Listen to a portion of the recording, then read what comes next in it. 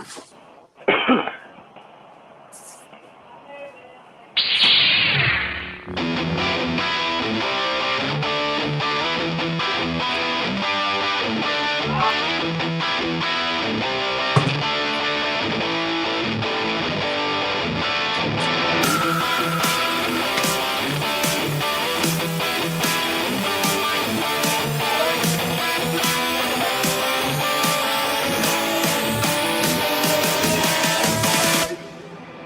I'm doing it for you, but hey, bring them home. While we get more fun.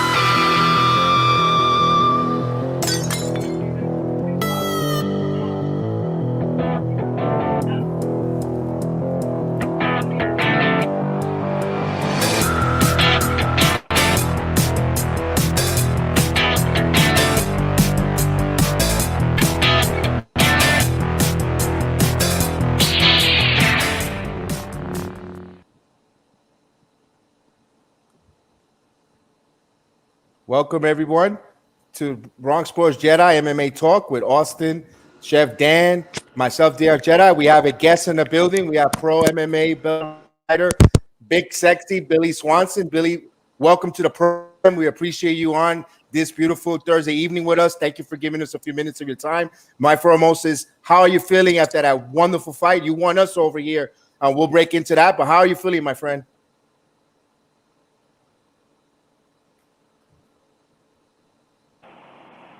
I had my mic on muted, but no, I feel good, man. You know, my calf's a little bruised up, and I've got a couple itches in my butt I can heal from within a week and get back to training full time. Okay, sounds like are you at the gym currently? Looks like you're at the gym. Am I wrong? No, I am at my gym. We just finished a wrestling class ran by Philip Manfredo, a college wrestler. Well, he used to be a college wrestler, college coach. He's got like 17 years in coaching. He's really, really good top class wrestling. Gotcha. All right. And okay. Well, let me ask you this: what got you started in MMA? Like, what made you decide to become a pro fighter? Was it something you grew up watching and wanted to do, or is it something someone presented you when you were older, or like a teenager, or? Well, what's funny, what got me started into it, don't get me wrong, I did grow up watching it, but I never had the interest of competing. But I got into it because I was actually out of shape, man. I was like 330 pounds. I was fat, out of shape. And let's go, no big person running. So, like, I had to run. So I was like, I could go learn boxing, you know, kickboxing and jiu-jitsu and stuff and learn other ways. I already know how to wrestle. Learn other ways to defend myself and lift the weight. And then I went to the gym. I wound up being the best wrestler that we had at the gym there in Dayton. And I wound up having some of the guys coach. And it was Halloween 2016. I went to some pots and was helping coach at them. And I saw some amateur heavyweights. And I was like, man, I'd beat the shit out of those guys. So I had my coach book me a fight. I fought a dude who had 15 amateur fights for my amateur debut. And won by unanimous decision, and you know, since then I've just been hooked. And honestly, I was a lot more active in my amateur career. I had 10 fights in 2 years, but as a professional, there's a lot more people who are ducking and dodging me.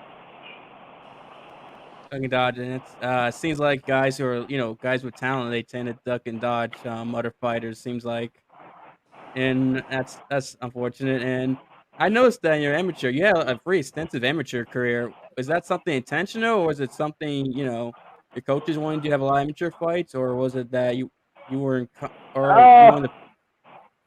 You know, man, honestly, I'm glad I did it because I gained a lot of knowledge and confidence. But on the other side of it, because of having people duck and dodge me, I feel like, you know, I had a lot of spots that I could have got paid decent money for.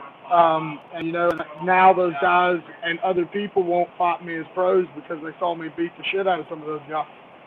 So I'd say, like, you know, like it was 10 for, you know, me to get comfortable, and just the way it was working out. Like I was fighting, dude. It was in 2 years, so it wasn't like I drug 10 fights out for 5 years. Like it was in a 2-year amateur span, and then I looked to go pro, and after 3 years being involved in MMA, was looking to go pro. So it was really more or less just making sure I was well-rounded, and really tested myself before going pro, because if you hadn't tested yourself before you're pro, like shit, everybody's good as a pro.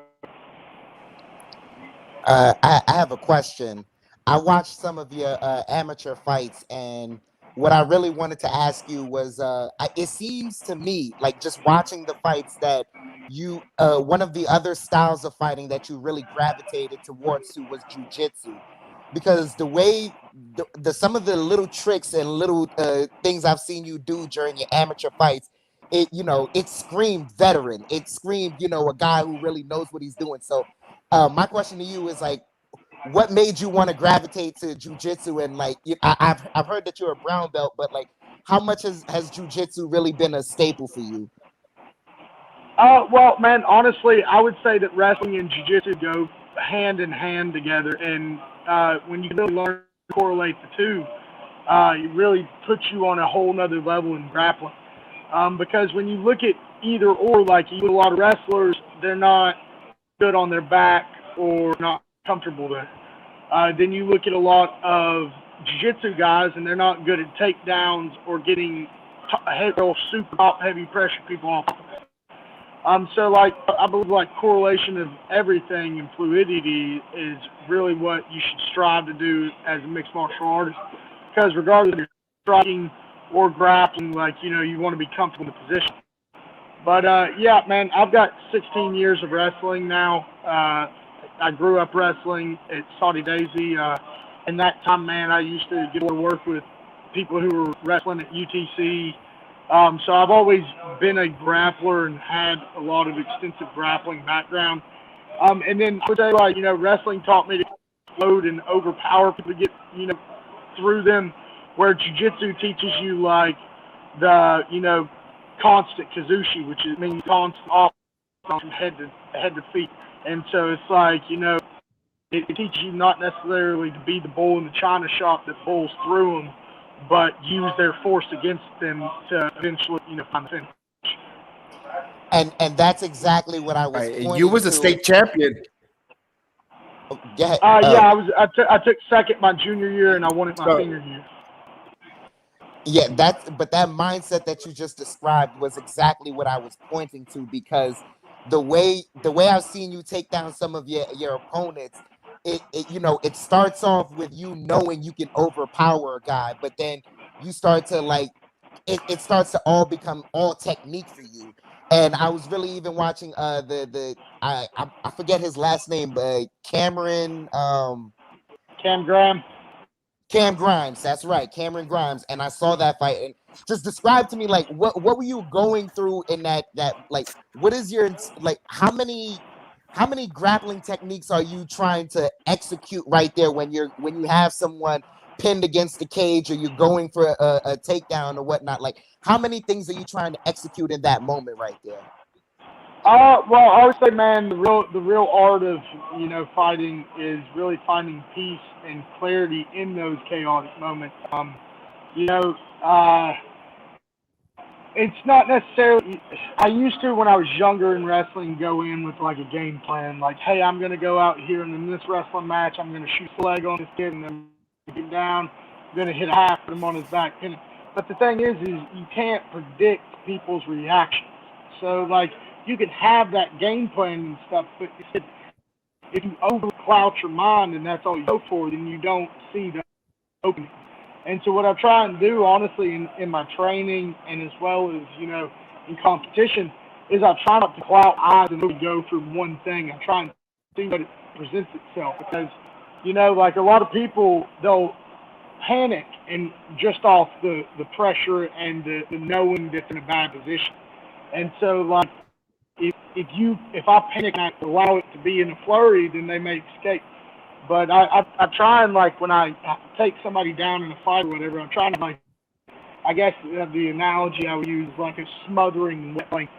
Like, you know, it's like the whole time there's pressure down on top of you. And where you see the light and where there's not pressure, you're going to run to, well, I know where I'm leaving. So it's almost like the light at the end of the tunnel is the trap. So, you know, like, I had a lot of success with it, man. I do got to say, I give a lot of credit where it's due. And I was taught how to wrestle by a lot of very good wrestlers. And I had a lot of coaches along the way. And so, like, given I don't have the extensive college career that some of these guys have, I have a lot of high-level wrestling knowledge. And so, like, man, it's just been funny because people will discredit my wrestling. They'll see it's not cool, and then we get out there, and I just turn around like a rag. That's dope. Anyone else got another question? Yes, you mentioned wrestling, how you started off as a wrestler, and I imagine, and what made you get into wrestling? Is it something like, you know, your family was into, or something you want for confidence, or you were recruited? Well, I talked to a guy that he actually ended up, I lived with him and his family at one point, but his name's Campbell Lewis. He was a four-timer for Saudi, but we were the same age in middle school.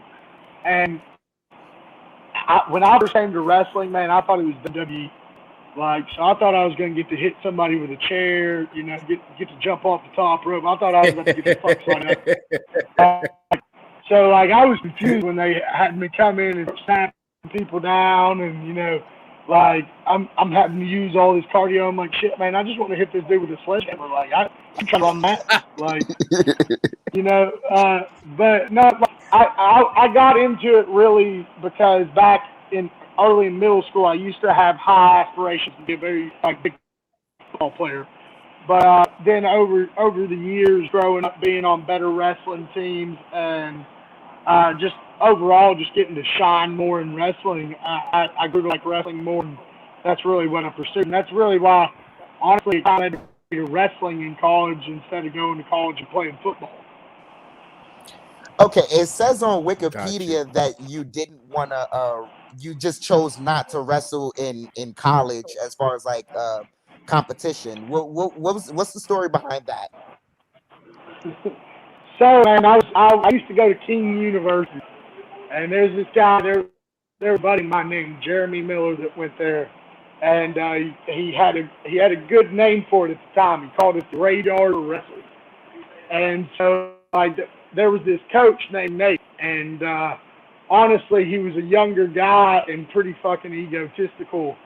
And so, like, he would just say asshole-ish comments, like these guys who were coming and wrestling at this shitty college already, you know, and, like, it was a private Presbyterian, so, like, you really had to live on campus until you were 21. It was in Bristol, Tennessee, where there's not jack shit going on, and literally all you hear is ambulances going to people who are smoking bath salts. Like, seriously, like, crazy shit going on, because it's like fuck nowhere.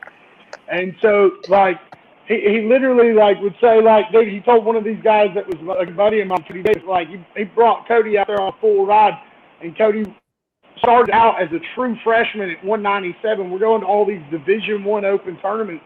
He looks Cody in the face and goes, like 0-2 at the tournament. He goes, I didn't bring you here because I liked you. I brought you here to wrestle. So he's just like, he was a really egotistical and asshole-ish type guy. And, like, I was already kind of burned out of wrestling by the time I went to college. And because I had trained so much out of high school and middle school. Like, I literally wrestled year-round from, like, the time I was in 6th grade to the time I was 18. And so then I go to college, and I've got an asshole coach who, you know, like, he's just egotistical, saying, like, rude shit to everybody at a school that really, man, you know, they just so, like, I'm still in debt. I'm like 10 grand in debt in student loans that year. But long story short, like, I didn't like the coach, and, man, like, it was just pretty much going to get to a fist fight with me and him. And I left after staying a whole year. Then the college held my transcripts for like 2 years, which held me up getting back into college and wrestling. And the shitty thing about like NCAA eligibility is like once you start your clearinghouse, it runs. And so, you know, by the time I was really in a position to get back in college and even look at wrestling and shit, I'd already ran up my eligibility. And so, like, and past that, man, I'm just glad that I've got the level of college wrestling knowledge, and I've never tore my knee out, I never tore a shoulder out. Like, you look at most of these guys who start fighting after an extensive wrestling career, they've had countless knee surgeries, countless shoulder surgeries, and all this wear and tear just because I feel like wrestling, just like boxing, is kind of limited by its rule set in ways that you could actually finish somebody a lot quicker. Like, you know, like you can't choke anybody or put them in submission joint locks in a wrestling match. You got to straight up overpower them to their back. So, like I said, like it's just a lot of wear and tear on the body, and so I'm very blessed to have the knowledge that I have without, you know, receiving the damage on the back end.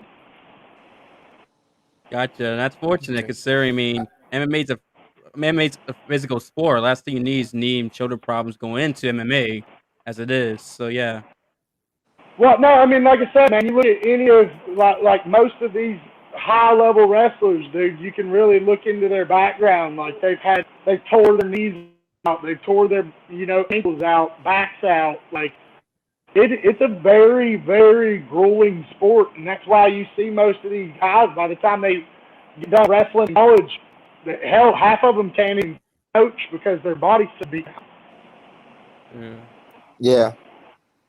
And speaking about coaching, Big Sexy, tell us about your college, your academy there, for the young fighters that want to get involved and learn about MMA as a sport or as a self-defense. Tell us about your academy. I know you're proud with that, and that's one thing that I gravitated and saw and on a program to let us know about that. Yep. Yeah, man. So I opened my own gym up in January. It is called Chattanooga Mixed Martial Arts College. I'm open 7 days a week. We're affiliated with American Killer Bees through Israel Gomez. But, yeah,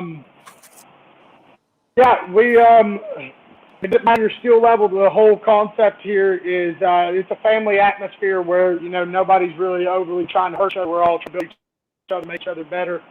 And honestly, man, I continually add different coaches in by the day, and I'm trying to just ever grow the knowledge.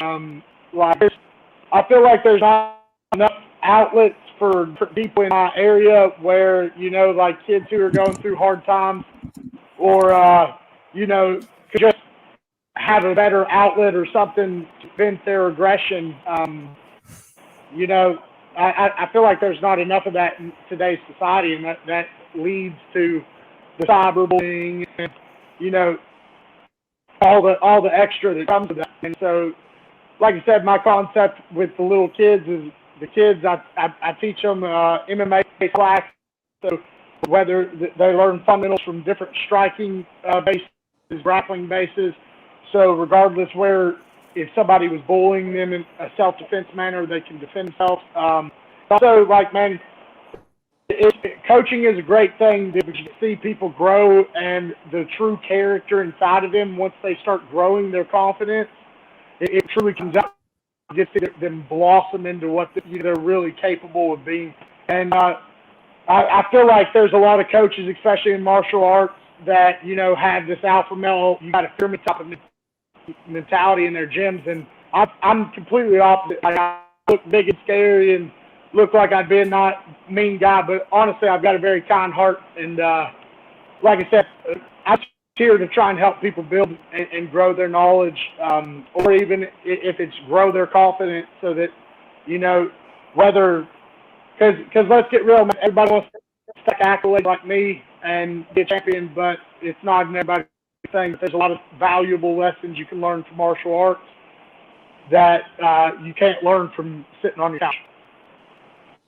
Right. Speaking as well, I'm a brown belt Shotokan karate back in my days. I've been practicing a few years, but let me ask the question: Miyagi-Do or Cobra Kai?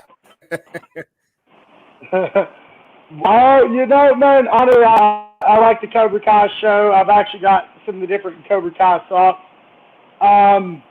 There's pros and cons of both, man. Pros and cons of both. Like, sometimes it pays off to be the person who hits first, but sometimes it pays off to try and counter that aggressive guy. So I guess it really all depends on your style. Okay. In regards to what you said earlier about how the way you carry your gym style, the way you carry your gym, it's a family atmosphere. I've seen that, like, you exude that as a person everywhere you go. This is something I really wanted to ask you. You're a fan favorite everywhere you go. Like, but I don't know how to explain it, because you're big, sexy, right? And I thought it was happening because of the hair, but you were big, sexy before the hair grew out. You were, you had everyone on your side. How do you do it? How do you just have the fans? Because you're just the guy who everyone gravitates to. Like, how can you explain that? I would say that people like me and they like my character because, unlike a lot of people, I have talent. But, man, honestly, like, you look at me against some of the people I fight and you'd be like, oh, this fat ass is about to get his head in. And that's what a lot of people say. And, like, me, and I made a Facebook post about this like a day or so ago. I love it when the odds are stacked against me because, unlike most people who would see these monstrous men and they turn and they fear and they go, oh, shit, I don't want a piece of that guy, I look at it as like, hey, this guy's more powerful than me. This guy's faster than me. This guy's got more experience than me. I really want to see if I'm as good as I believe I am. And I love the challenge. I love it when all odds are stacked against me because it forces me to dig deep inside myself because I hear all these outside critics. And, dude, that's one thing that's fueled my entire life is, like, I've always had people tell me, you can't do this, you won't do this, you won't do that. And I'm stubborn as shit, man.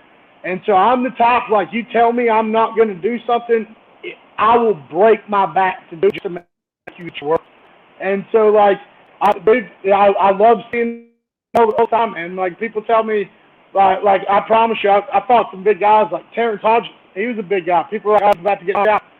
And, like, that was a 3-round war. Like, I don't know. It just, my life and, my faith in God and what's put me through has just built my belief in me. And I believe I have a better character than a lot of people on as far as just relatability. Like, people see some guy who, like that, they would think that is about to get his ass beat, and then I go in there and I destroy these monstrous men, and it just defies all odds. And so,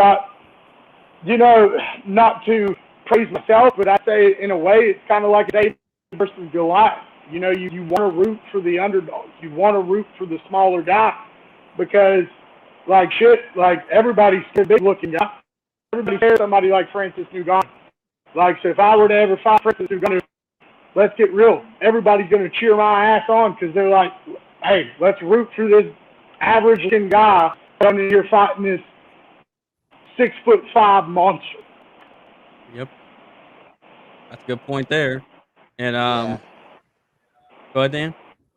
No, I was just, I completely agree with you, but more so than that is, like I said, man, you're a guy who it feels like you're one of us, man, and I take pride in that because you're a guy who I don't know how to say it, man. Like you said, you got into MMA just to get into better shape, and everyone wants to do that. Everyone wants to better themselves somehow, but you're the guy that's taking the torch and going far with it.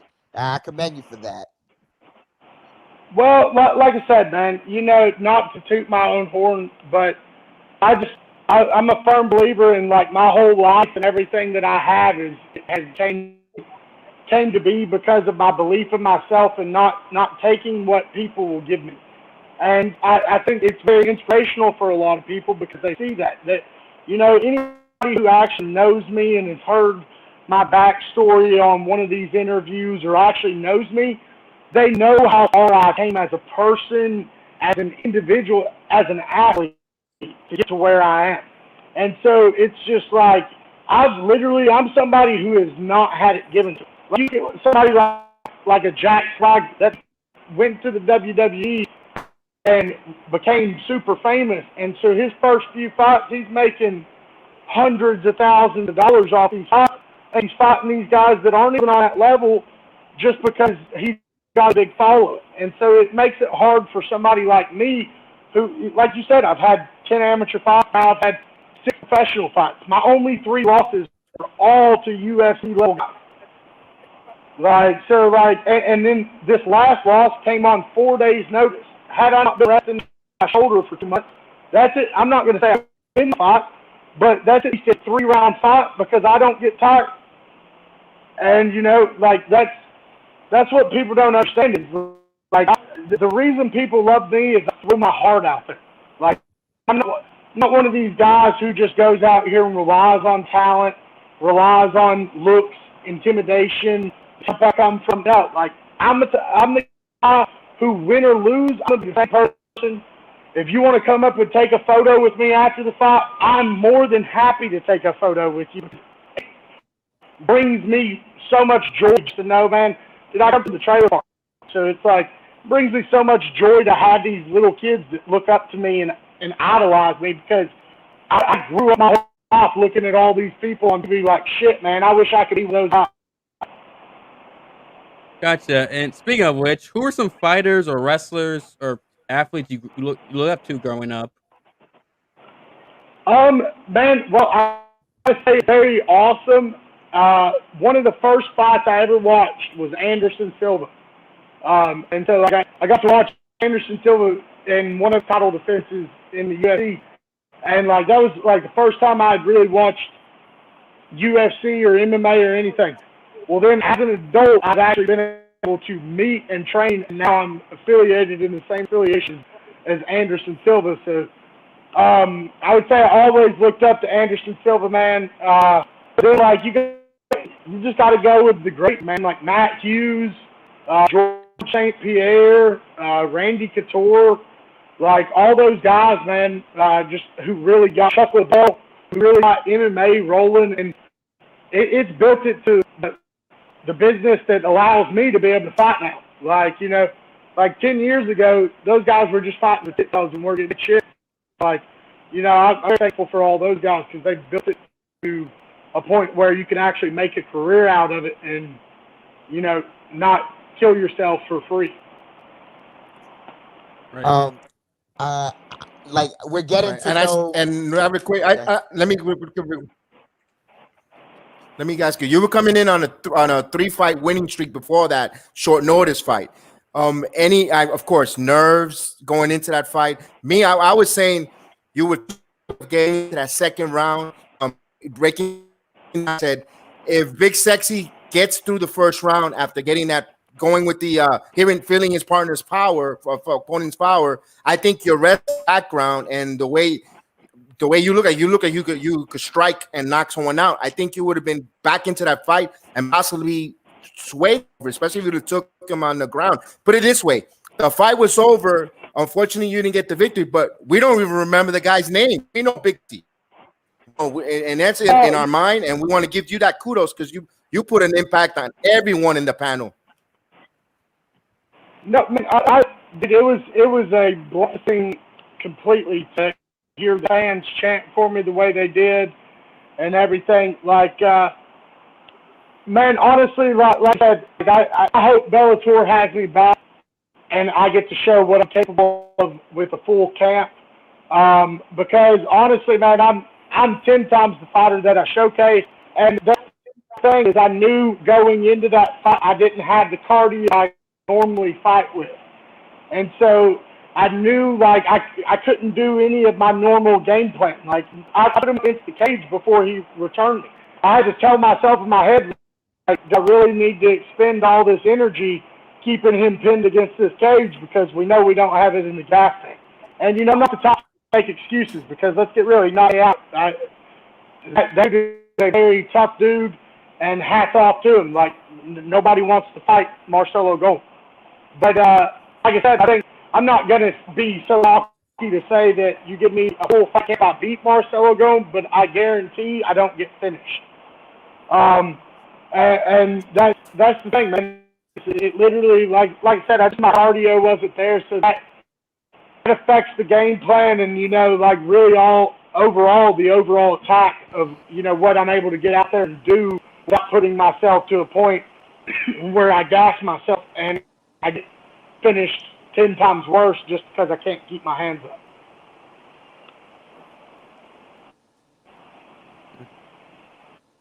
Gotcha. And hopefully Bellator does, give you another fight, considering your popularity and your skills and things, and you do have a legit background. And I think they will, considering Scott Coker knows what he's doing. He's one of the best, him and Dana White are the top promoters in the sport. So, we'll definitely, hopefully, I think they will bring you back. Hopefully.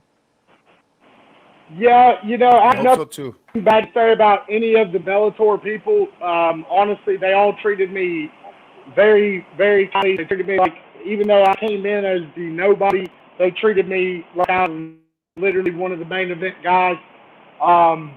And like I said, I really hope they have me back. I had nothing but last, and I would just love to be back in there and showcase what I'm really capable of. Gotcha. And one day I do like to ask is this: what is your goal for an MMA? Like, is there a certain goal you have, like, so you want to attain, or is it like mini goals that after you reach them, you create like a new one? I would say the main goal, really, man, is to make a very good financial security from this, or at least build enough of a legacy that I can fall back coaching and not have to, go work a 9 to 5 after I hang up my fighting career. And that's the main thing that a lot of people don't understand. They see some of these guys fight on TV and don't realize that, they're fighting for like change. Like, like I fight on some of these regional shows and shit, I'm hardly making, enough to lessons, let alone make any money off the fight. So people don't understand. There's a lot that goes into it. And then when you make it to the big show, you got to pay a manager, you got to pay your coaches, like, you got to pay the taxes on it because it's all 1099. So, like, you don't understand, like, half the money's gone before you even get that big paycheck. So I would say my main goal, really, man, is just to build enough of a following and inspire enough people and make enough money that it provides my family, financial security. Obviously, everybody says goal is I'd like to be the world champion. That's everybody's goal. But I'm not going to say that I'm best in the world at the moment. Like I think that you give me a couple more years, I will be. I'll at least be in the top tier caliber, and I think that's the main thing. I'm somebody who is completely self-made, so I would like to have the financial security because it's something, I've always, even as a kid, kind of looked forward to. One question: are you still AFC champion, Atlanta fighting champion? Yes, I'm the professional AFC Alabama Fighting Championship heavyweight champion. Do you know when your next title? Would you be fighting at this? Are you be fighting another fight either in Bellator or in different promotions? And to let us know, because if me and Austin, we're both father and son team, and we live in Orlando. If it's something in Alabama close to that, maybe we'll come down there and would love to see you fight in Alabama or so forth. Let us know. Keep us brisk when your next fights are, because like we said, you got fans now here. Before you came on, we were fans of yours, and we now want to continue following. Yeah, man. Honestly, anytime I have anything booked, I'll post about it. I'm still kind of waiting back to hear if Bellator is going to have me back or not. I want to leave the door open for them if they're going to give me that opportunity.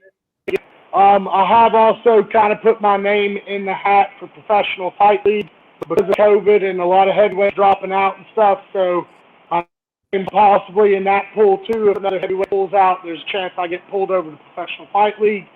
And then also I met the owner of LFA at the Sioux Falls fight, and his words to me after seeing the way the crowd was involved and all that was, if Bellator doesn't want me back, that he won't. So, I mean, I think that I don't, in my eyes, I don't necessarily as I took a loss. I took a fight on 4 days' notice against a monster that nobody else wanted to fight. And honestly, I feel like it's opened up a lot more doors for me, because that's the same thing you guys witnessed with the card and, you know, Bellator and all those people in Sioux Falls kind of witnessed transpire is, man, I've said it, once you get me, I'm enough of a likable guy that the world's going to keep me there.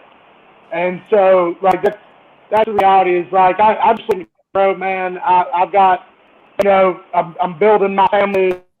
I'm 27, so, you know, I'm just trying to, like I said, trying to further myself, my gym, my career. So, honestly, wherever the doors open, I'm going to take offer, you know, and run with it. So, hopefully that's Bellator. We said that could be Professional Fight League, LFA, AFC. But the main thing is I figure I'll probably fight till I'm mid-late 30. So, you know, now I'm getting to where I'm making decent money with it. I'd like to collect as much as I can over that amount of time. Plus, as long as I'm not injured, you know, I plan on staying active. That's perfect. So I have a question for you. If you're not training and you're not at the gym helping someone young out with their future, what is Big Sexy doing? You know, when he has the time by himself, what is he doing by himself? Well, I will tell you, man. So, if you'd asked me that like 2 years ago, I said I'd have been at the bar. But you know, now I've settled down with my girlfriend, and me and her are getting pretty serious. So, honestly, my free time, I spend a lot of time with her. But also, man, I love the outdoors. Like, I live in Chattanooga, so if you're out in Chattanooga, I highly recommend, especially coming in the summertime, because, like, there's the Tennessee River runs right through Chattanooga, so you can go on the river, you could go kayaking. There's a bunch of mountains, a bunch of different beautiful scenery where you can, like, see all of Chattanooga and the different valleys. And so, and then there's also right around Chattanooga, if you're into, like, historic, there's a bunch of old, like, Civil War battlefields, stuff like that. So, like, there's a lot of different stuff that you can kind of check out in Chattanooga. So, I would say, like, free time, I'm either with my girlfriend or, you know, you can find outdoors and do something. Awesome. Awesome. One more. Oh, We gotta. you have a question? No, I was gonna say to Big Sexy, we gotta get you here in Florida with us, man. Yeah, man. Honestly, there's a couple people I got to make the trip to Florida to see. So, I got one wouldn't be against it. I got one more question for you. You said you were a wrestling fan, right? Yeah. Okay. If they were to get into a match in their heyday, I haven't asked this to the panel yet. No, not Hogan, but I got a question for you, man. If they got into a match in their heyday, who wins, Undertaker or Sting? Oh, Undertaker all day. What are you talking about? He was Oh undefeated. yeah, I agree with you. What was it, like 25 years at, like, WrestleMania or some shit? 21-0. 21-0, yeah. Yeah, I think Undertaker wins that. Now, I will say I'm a big Stone Cold Steve Austin fan. So. Oh yeah. Oh. As you can see, my son's name is Austin, so I don't even need to explain the song, the reason why I named him Steve Austin. He just needed this. Yeah, I'm a big fan of Stone Cold as well. That's awesome. That's dope. Well, Big Sexy is been really good talking to you. I don't know if you want to stick around to break down some of the fights that happened on the main card with Bellator. We're gonna start off with the main event. I don't know if you saw that. Well, unfortunately, I would stick around, but my phone is about to die, so I got to cut out if possible, or do you want? Well, Okay, so but anyway, for me, Bronx Sports Jedi Network, everyone on, we appreciate you. I'm going to want to say goodbye to you, but me personally, thank you for being part of the program. Information there on the screen. Anyone is interested in getting in MMA in the Chattanooga area or in MMA in general, you could contact and find out. I know you have connections, no other types of gym in your state, and we'll definitely encourage people to get in the gym. And you got fans in us from here and on, and we're going to support you 1,000% in every way, form. For hopefully your friend become a friend of our program, and our doors are always welcome when you want to come here and talk MMA or wrestling or any boxing or any combat sport. We'd love to have you or any of your instructors, on. I'd definitely like to talk to the Jasmanian Devil if it's possible to come in and talk about female fights and what it takes for the female fighting. We'll love just to have a network with you guys. So thank you again. Throw it all around to Dan and back to Austin, and then we'll thank you. Yeah, sounds good, man. I appreciate y'all having me, for real. I'll have to talk to Jackie. Yeah, we were looking to get her fighting starting in September, but honestly had like 5 girls pull on the fight. So I'm probably going to get her amateur debut around December. But yeah, for real, anytime you guys want to have me, just holler at me. I appreciate it. Whenever you're at the Garden or the Barclays Center, just know you sold a couple of tickets because of this guy right here. Whenever you're in New York, and you will be there, my friend. You will be in those there. You will be in the Garden. I see you fighting in the Garden one day, brother. Hey, man, I'm just happy that I got fans that are willing to support me, man. Like that, it definitely means a lot to me. Like we've had as much backlash as I've had in life necessarily, and then to be where I am, it's a blessing to still be here. Still, when I first started as an amateur, people thought I was just a redneck with a loud mouth because I said I was going to keep on a world level, and now here I am. And so it's beautiful to see that, dream that I had in my head, I kind of spoke it into existence, and get to live it every day. So it's a real blessing. Gotcha, and it was great talking to you, Billy. I look forward to more of your fights, and hopefully, this is the beginning of the big, of a great journey for you with Bellator. If not, PFL also, or any other organization. Look forward to watching you fight, and hopefully, you go on a tear where all of a sudden next thing you win your next 10 fights, and maybe you'll be accomplished what you want to accomplish in MMA. And look forward to you. It was a pleasure talking to you. It was awesome talking to you guys. Definitely. All right, man. I'll be back. Thank you. All right. Thank Have you. a good day, man. Good night. Yes, we'll definitely have you on. That's Big Sexy, everyone. Blessing the program. Big Sexy, tape MMA in a future star. Because let me tell you something. That fight happened.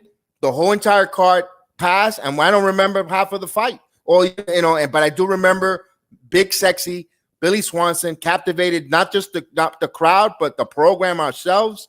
And we thank from having him on the program, for blessing the program, giving us a few minutes, and just elaborating in the world of MMA. We appreciate him. And now we could probably say a friend of the show, and we love it. And that's all the information. Guys, if you go find him, Big Sexy Billy Swanson and Twitter, give him a follow so he could watch when he gets his fights. We'll go and just support him, and a friend of the show. And he's, like I said, and we want to thank him again. And all the information is there, and contact him, send him an email, say, hey man, encourage him. He's doing good things there, positive things. And we like that. And hopefully we will get some more of our MMA guy friends in the world of mixed martial arts to come on and talk to them so we can support them and do the same show, the same love all around to every fighter from all different class. And definitely. So let's get it going. And Austin, take it away, bro. You want to go whichever way you want to go with the rest of the Bellator fights? It's on you.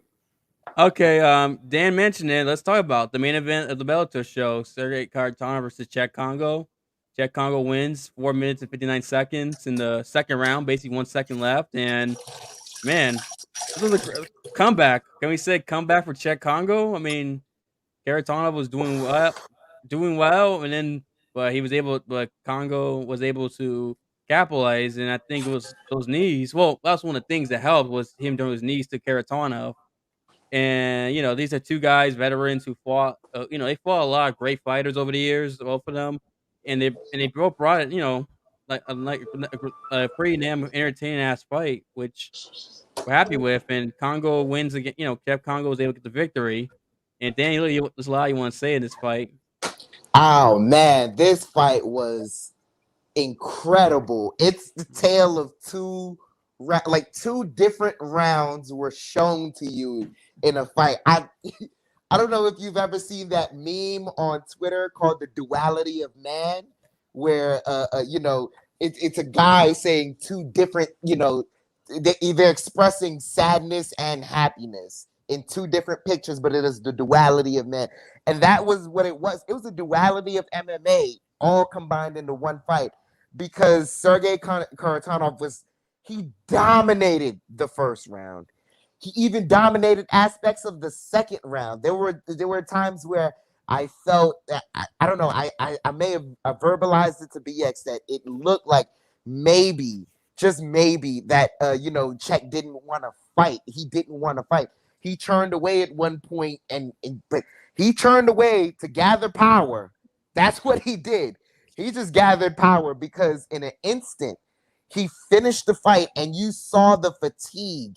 When it came time to announce the decision, Cheick Kongo was still on the ground, gathering his breath, trying to summon the strength to stand up so that the referee could raise his hand. He put it all out there in the octagon, and it was just amazing. Just the way he turned around a fight. Both of these guys had power.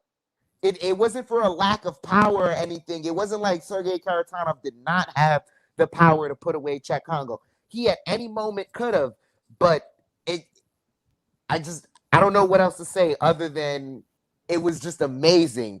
Cheick Kongo amazed me. It was amazing. It was bewilderment. That's all I can say. Yeah, and this is not the first time Cheick Kongo has a comeback victory like this. I think it was it him and Pat Barry back in the day, like 10 years ago in the UFC? I think it was him and Pat Barry. I think that was the fight where Cheick was losing and he was getting dropped by Pat Barry, but he came back, knocked out Barry. I think it was Cheick Kongo and Pat Barry. I could be wrong, but I do remember it's one more legendary comebacks in terms of a fight in MMA history. If I'm not mistaken, I think it was him and Pat Barry. So if I'm right, then this is not the first time Kongo has made a comeback like this, despite getting dropped, despite getting hurt. And there have been points where it looked like Kongo was almost, like I said, he was almost done, not just tired, but look, the ref might have stopped it maybe. And give all the credit Kongo, man. You gotta give him. Coming back and persevering and be able to pull the strength to submit Khizriev too, which is just surprising. Wow. Give him. Yeah, you gotta just give a applause to Kongo for that performance. A round of Absolutely. applause. Yep. Very good. Good. And That was.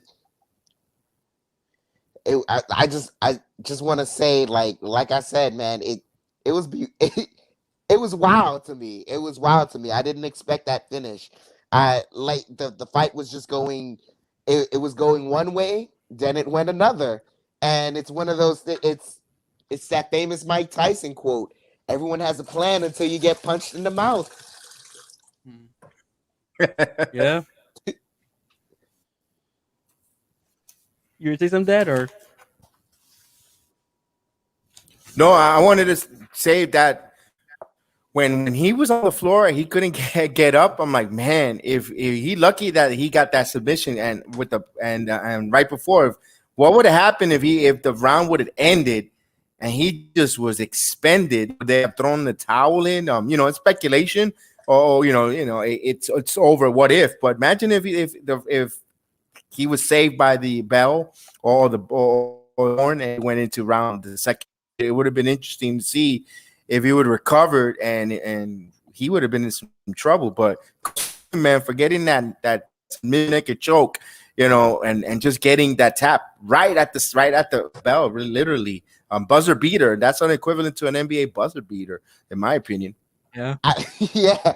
Oh my gosh. Like, I think, like you said, I don't think it would have continued past that round. I think he would have gotten finished in the next round, but I think so. I think part of the fatigue, and I think we've all, whether you're an athlete or not, it's just when you accomplish a great feat, and I think in that moment when he realized what he did, that was what took the legs out from under him.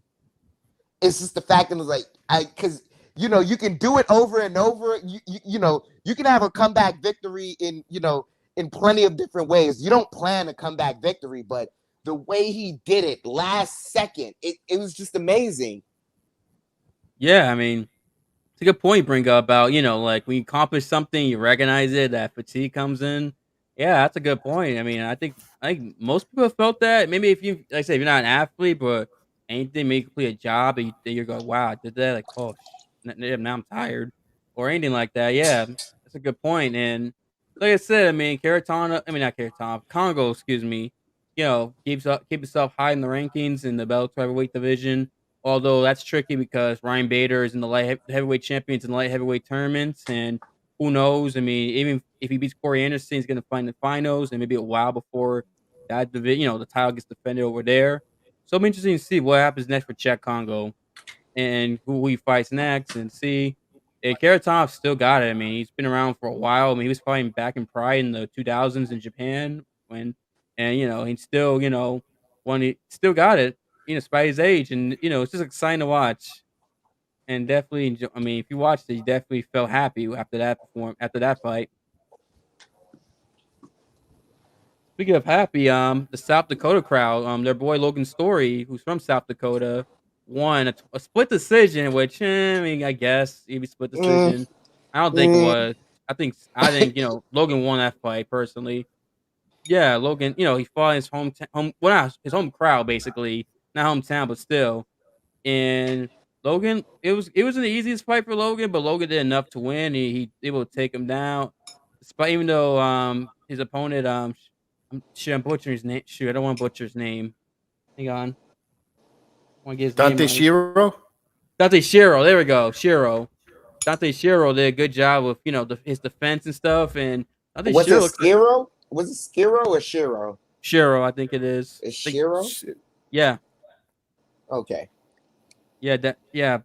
Dante Shiro looks like a guy who has some talent possibly as well. Because Logan Story is a really good fighter. I mean, he only had that one loss to Amzarov, who maybe who's the welterweight champion Bellator, in my opinion, top 5 170-pound all of MMA. But Logan Story, comes from a great wrestling background. I mentioned last week how he has like the same path as Brock Lesnar, same town, same high school, same university, all that stuff. And yeah, and he showed he was able to, it wasn't the easiest win for him, but at the same time, he got a victory. He's able to pull through at the end and respond after losing his first fight and finding his home crowd, where all his friends, family, and people he probably went to high school with probably were, oh, Logan Story. Wow, I went to high school. I want to see him fight, So great job for Logan Story. I mean, who knows? I mean, it'd be exciting to see him maybe fight Koreshkov, in the welterweight division, because Logan Story is basically a fight or two away from fighting for a world title, or maybe Jason Jackson. And what are your thoughts of this fight, Dan?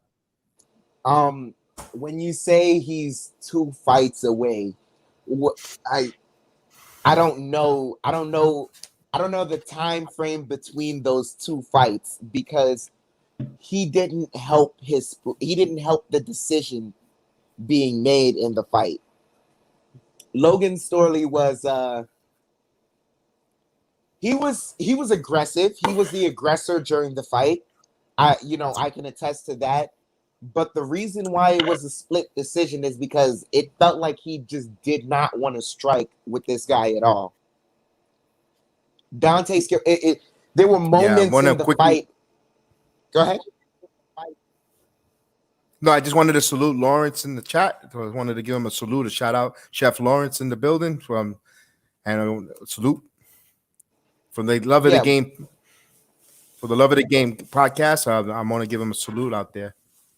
Salute to Lawrence. But yeah, in regards to Dante Skiro, it felt like there were moments where Logan Stormley had him on the ground and he kept going for a submission. And if one submission didn't work, he would try and go for another submission. If that submission didn't work, he would go for another submission.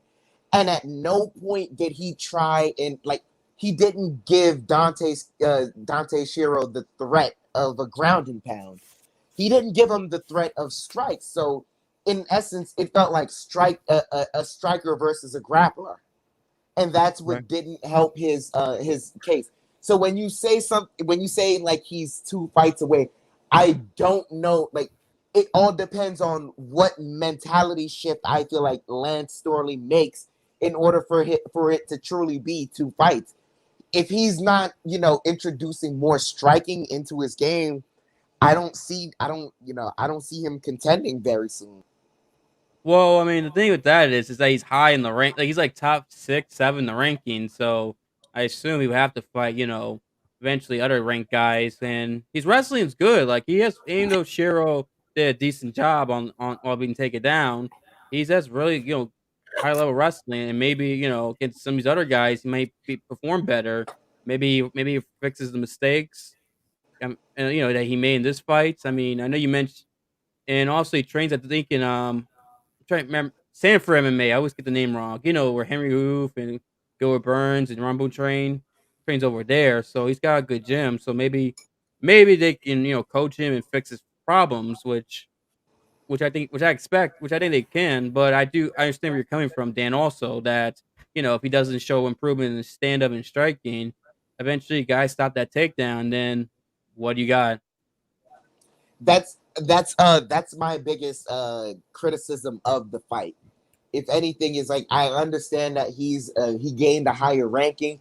Logan said it himself after the fight during the post fight interview that this wasn't his best performance and that he wants to put on a better performance. So with that in mind, he is going in the right direction, but yeah, like I alluded to earlier, my biggest fear is that if he doesn't give you a threat of striking, the greats ability isn't the greats their ability is to take away your plan A completely, make you go with plan B, and the champion's greatest ability is that he's still able to win with plan B. He looks so good with plan B. You sometimes don't even want to take him to plan B, but then you remember plan A is how he got the championship. So, that's the hurdle he has to overcome. And he's on the right path to it. But that's the only criticism I have for this matchup. Right. Okay. And that's fair. And trying to see what our fights is there then. Let's talk about the Marcelo Graham and our buddy that was just on a few minutes ago, Billy Swanson. I know we spoke a little bit with him about it. We got his take on the fight, but we now that he's here, we thank him for coming on. Our opinion on the fight there. With that, he took the fight on a very extremely short notice. He went up there. He did his thing. He fought, and he had a stoppage at 4 minutes and 50 seconds of the first round. Just went on the ground, and it was a strike, a submission, on the ground. He just had to protect himself. The ref stopped it. My opinion is, if he would have survived that first round, I think he would have made the proper adjustments. Remember, he said his cardio we heard it from him, and his cardio wasn't the normal cardio that he normally will have for his fights, and he knows he could give more. And like we said, we've seen the highlights and the videos of his former fights, and a 9-1 amateur fighting. He was on a 3-fight winning streak coming in. He had short notice. I think if he would have got into the second round, I think he would have his jiu-jitsu wrestling background would have helped him. And who knows how he would have turned that fight card around. I think I said if this kid goes and makes it, I think he's going to shock and win. The crowd was behind him. He was the energy of the crowd. We wanted him to, and personally watching it from our home and the watch along, we were cheering him on, and we wanted to see, good results from him. Yeah, I like he did state to us earlier that because it was 4-day notice, his cardio wasn't up to there. Man, I don't like, it's a no-win situation for him in the essence that, because it's short notice, he didn't really get to prepare for Marcelo Grom like he really would have wanted to. So in that essence, I'm glad he came out. Essentially, he just has to recuperate, but he comes out of there with no injuries. But at that essence, at that moment, what I'd say is, if a guy is coming in on short notice, and if you go past the first round, that you're not gonna have the stamina to go into the next round, I would have just more so preferred that he just emptied the tank in the first round. That way, he would have given himself more of a chance to, get into the fight. But I hope we do see him with another fight in Bellator, because he did Bellator a favor by giving Marcelo Grom an opponent for that night. He most definitely did Bellator a favor. So I think Bellator should more than recompensate him with giving him just the opportunity to make a name for himself with another opponent. But I would have preferred if he just emptied the tank, let it all go, show everything you got in that first round, and whether you make it, you make it. If not, then it is what it is. But that maybe that's hindsight 2020. Right, yeah, and the cardio was probably the biggest factor. It's hard to, for cardio, maybe the most important factor in MMA when you think about it. I know in terms of skills, like martial arts, because but it's that old saying, fatigue makes coward of men. I mean, if you're tired, especially the fight goes on, you can't do as much as your opponent. So yeah, and like I say, he took the fight on 4 days' notice, which doesn't, obviously, if he had like a training camp, maybe like 8 weeks prepare, he probably would have better shape, and who knows how that fight goes. I'm not saying he would have dominated Marcelo, but he would at least put on better, maybe he would put on a better performance, and who knows? Like I said, anything can happen in MMA.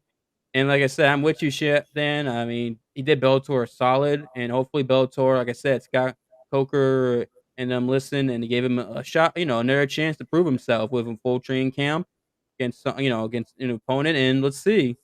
Maybe I believe he'll prove himself, just as me personally, but we'll see. And and you're right. Like, he probably should have emptied his gas tank more, go out early, especially if you're not gonna have the cardio go on. Because I mean, if you got that fight on the third round, I mean, he probably would been in trouble anyway.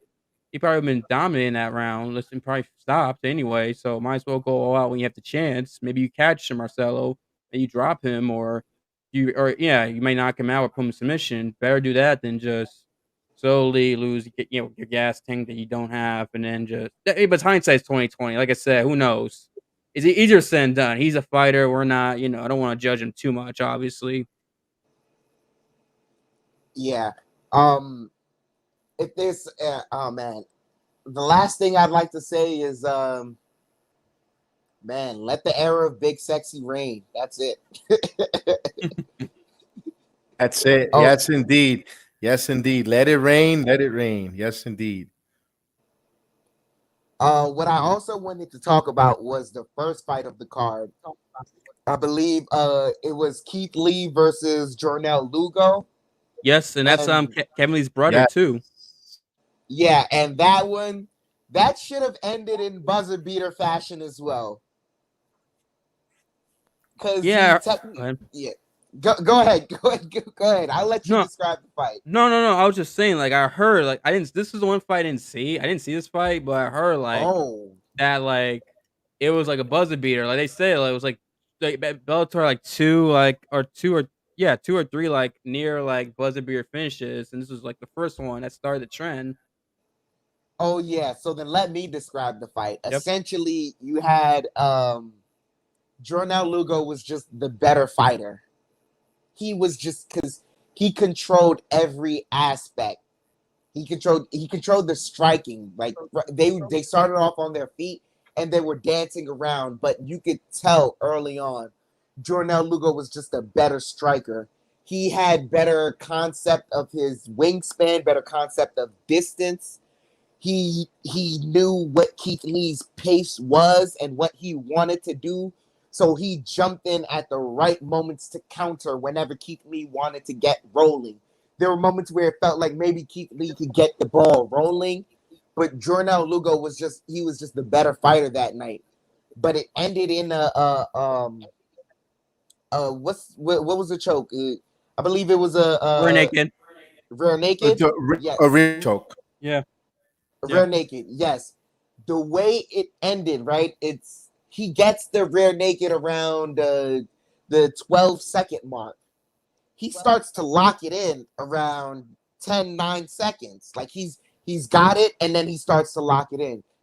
5, 4, 3, 2, 1, and the referee separates it because Keith Lee, he's still fighting a little. But everyone else is perceiving that he's still fighting a little. What's actually going on is that Keith Lee, his body went stiff in that moment. But while his body is going stiff, his lower leg is still jerking. So it looks like he's fighting. As soon as Jornel Lugo lets go of that fight, lets go of the choke, Keith Lee stumbles into his corner. But the way he walks away, you knew he was knocked out. Doctors go and check on him, and they say, "That's it. You were knocked out. You don't know what happened. You were knocked out. We cannot safely let you continue this fight." And that's what it was. And it was just, it was technical. It was technically sound. Jornel Lugo is someone we should look for on the scene. Wow. Yeah. Basically, that's the way you describe it. Yes, definitely. And like I said, Keith Lee is Kevin Lee's brother, who's also. So yeah, I mean, we did a Keith Lee. It seems very impressive. Oh, excuse me. Sorry. Yeah. Anything else for the Bellator before we jump into last week's UFC card? We could get into the UFC. Remember, there's not going to be no more Bellator until the Joel Romero fight until the 18th. So they're going to take a little bit of a hiatus, a little bit of break before they get back up and running. And with that said, we're going to go to the UFC now. We're going to go UFC Vegas 34, guys. That's the one fight card that we did on the whole Bronx Sports Jedi, and then we're watching along with myself. Later on, Chef Dan jumped in on the program, and Divine from Nick's Real Talk. Salute. I know he's in there in the chat, and he wrote a little earlier. And we also did the fight, the MMA with the boxing fight. Go ahead, and Austin, which fight do you want to start with?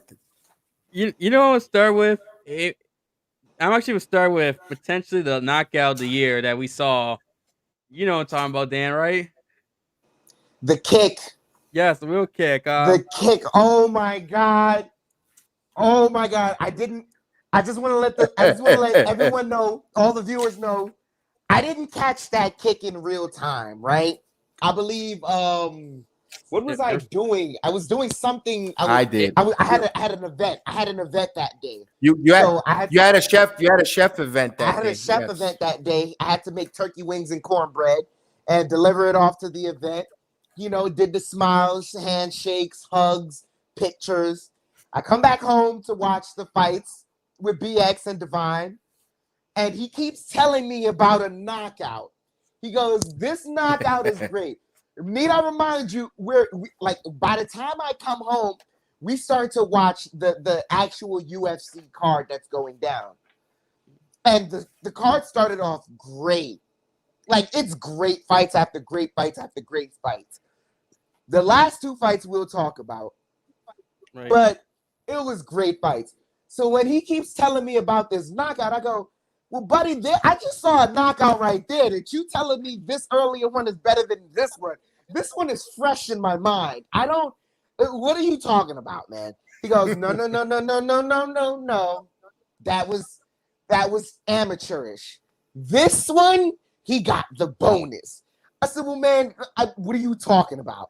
So after the Cannonier versus Gastelum fight, they're doing the reviews of the fight. And we're both watching, and then he goes, Chef, watch your screen. Please watch your screen. And I see two fighters, one bloodied up, blood all over his face. And he out of nowhere kicks a man in his face. And I go, ah! Knock out of the, oh my God. Oh my God. How do you do, oh my God. How did that happen? How did that happen? Oh, in Project Nerd HQ, yes, Logan Paul is getting knocked out. But let's talk about this knockout. Oh my God. Oh my God. Austin, tell me about it. Tell me about it. Talk about it. I saw like he was bloody up. You're right. I want to pronounce his name right. He's the first. I think he's Chilean. I think he might be the first Chilean UFC fighter. I believe. Encarnacion. First name and his last name is Bahamondes. Encarnacion Bahamondes. He defeated Roosevelt Roberts. That is, and my God, if you watch, I had to watch along. And I did when I did that call, I looked at like you could have done a meme and put me there with Joe Rogan, Dan Cormier on the board. So I was like, oh myself, and I know I think shout out to Project Nerd HQ, my co-partner on Monday, Hector. Salute from Love of the Game podcast. Please God hit the like and subscribe. I know we had Lawrence Worldwide L. Chef Lawrence in the building as well. He was here a little earlier. That's the program we got follow. We always support one another, and definitely with that. And yeah, Paul's getting knocked out, man. Willie's gonna do it, man. Willie ain't man. Well, they're gonna go in there and he's gonna try to make a statement. But back to that one, man. The raw motion of the watch on when he did knockout, and it was a spinning kick, and he just slap. It was like a backhand with his feet. You guys know when you behave bad and your mama back slap you for being a bad boy, he got it with his foot. Man, hilarious. I had my genuine reaction because I did not see it. I didn't go on Twitter so see that. Nothing. It was nothing. Like we had just finished watching the Pacquiao Ugas fight along with the Cannonier Gastelum fight. Both of those fights, they ended on a, not so sour note, but it ended slowly. And then BX just says, look at your screen. It's there. So I just see two guys just standing there. He didn't gauge distance. He's just in a bloody fog. He took a couple of hits already, and he's willing to try whatever it takes to get the W. And when he did it, I'm screaming. I was right there at that table. Oh, I'm sorry, this was amazing. This is what we watch the sport for, to have these moments. So you can go, oh my God, I didn't know he could, and a man's face with his foot. Oh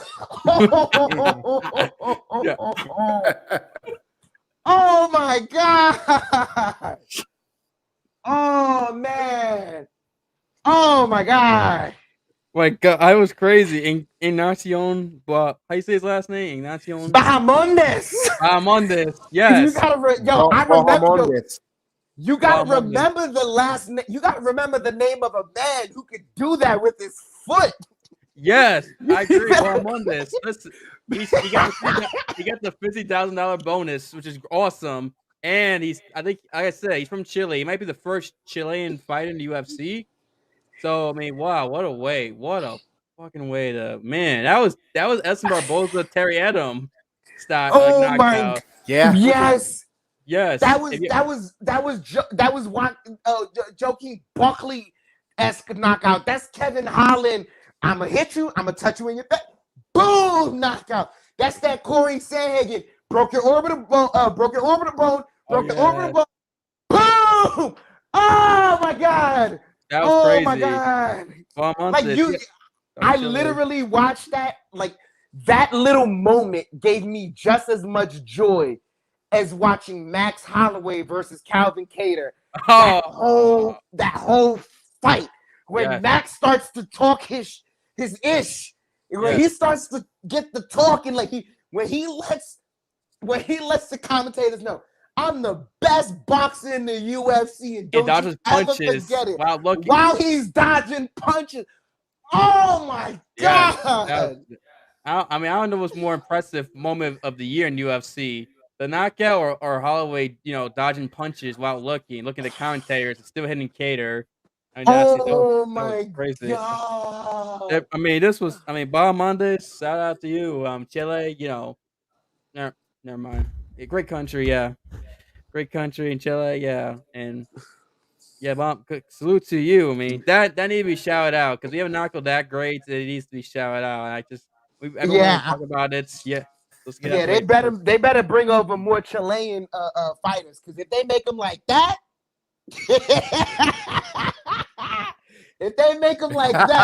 you need more. Right. That's the chef. That's the minerals and the protein in that Chilean sea bass. That's what it is. That got that kick going.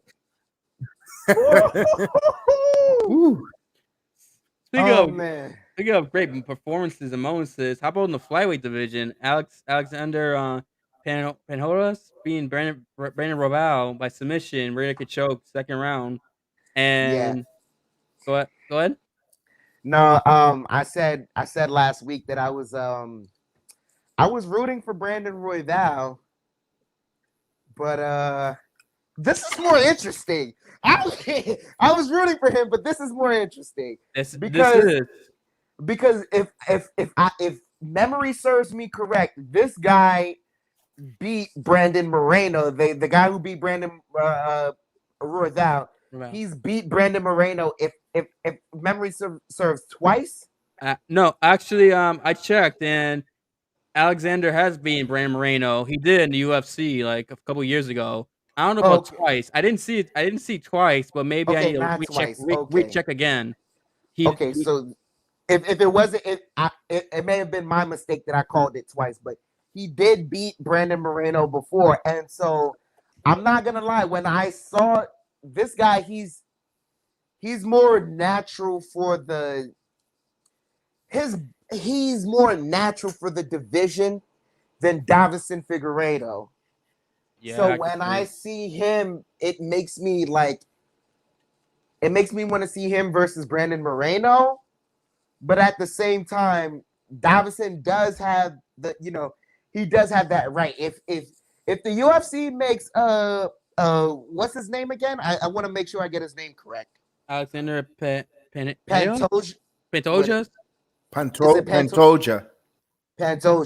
Yes, Alexander Pantoja. If they have a fight between him and Davison Figueiredo, and winner gets Brandon Moreno, I wouldn't be upset at that. That's a money fight. Yeah. Maybe that's a main. No, like you were about to say it. Main event for a card. May not be a pay-per-view card, but that would be a main event card that would set up for a pay-per-view, a very interesting pay-per-view, where you might have Moreno defend his title along with two other champions defending their title. But that's gonna be interesting. He's shaking up the division. He's a name to look for in the division. He was very technically sound. I don't think Brandon Royval had anything for him this fight. No, he just didn't. Yeah, and I was gonna mention, I'll say, I was trying to say that it's gonna be main event. I don't know if the UFC if they can go to Brazil, but Figueiredo and Pantoja are both from Brazil, so maybe it can be main event in Brazil for number one contender for that flyweight title. But the division gets tricky though. Here's why. You mentioned, Moreno lost to Alexander a couple years ago. I mentioned it. Also, Alexander lost to Askar Askarov. Now, Askar Askarov is undefeated, but he has a draw, and that draw was to Brandon Moreno. the thing is this: Askarov can easily say, "Wait a minute, I already beat Alexander Pantoja, and I have a draw of Vitor Moreno, and I'm not lost, so I can get the next title fight too." That's the thing. But also, Pantoja has impressive performance, and it can easily make a case for a title fight. Also, David Figueiredo has a legitimate claim because he probably beat Bryan Moreno in the first fight if he didn't got point deducted for the low blow, if I'm mistaken, or point or groin strike. I forget. It was something like the groin. I know that. So yeah, there's 3 guys who do have a case for a title fight against Bryan Moreno, which makes the flyweight division somewhat interesting. Considering it's those 4 guys. So just to see what Dana White and the UFC do. Man, it's crazy because you have, the way the UFC has it set up, if a guy could legitimately not get the opportunity he deserves, and if the way you just described this, I just speaking to Bellator earlier, the one thing I would say at this point is, if you have this much interesting guys, make a Grand Prix. Yeah. I know why the UFC, especially since Dana White and Zuffa ball, they've been so hesitant with tournaments. I don't know why. Tournaments are part of MMA. They're part of MMA tournaments. They go together. Yeah, especially when you have guys like you. We're gonna speak about this later, but you have a situation where Stipe is unhappy currently, and you have guys when you have that many guys in a division that all have a reason to say, "Hey, I should be the next guy up." You make a tournament. You just give them you give everyone the same chance. But right now, if you're matchmaking, it seems like you might have to go off recency bias. That's the one thing that when you describe the situation, Askarov, he hasn't fought as recently as Pantoja has. So because Pantoja's left a fresher imprint on our minds, everyone's gonna more so be asking for him to have another fight. We want him to fight again. Please, we're looking for him to fight again. Grand Prix it, man, tournament. Exactly, especially considering Askarov is ranked ahead of Pantoja. Pantoja's 3, Askarov's 2, Figueiredo 1, then Moreno's the champion. The UFC rankings, as I pulled up here. So yeah, it's kind of like, might as well just do Grand Prix, 4-man Grand Prix. Might as well to see winners the flyweight champion. Excuse me. Yeah, if you don't want to, if you don't want to feel like you're stealing from Bellator, then dedicate a UFC event to just that division. Yeah, like they did back in the day in 2012. I remember it was an all heavyweight card, where all 5 fights in the main card were all heavyweight fights, including the heavyweight championship. That was kind of a cool concept that they should probably try to do again.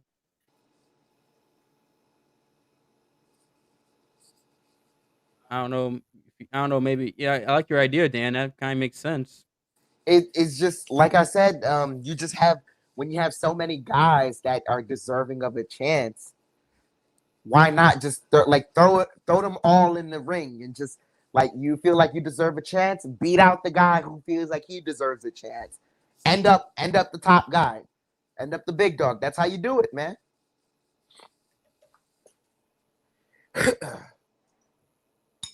Right, and speaking of which, you mentioned the co-main event. I'm not gonna lie,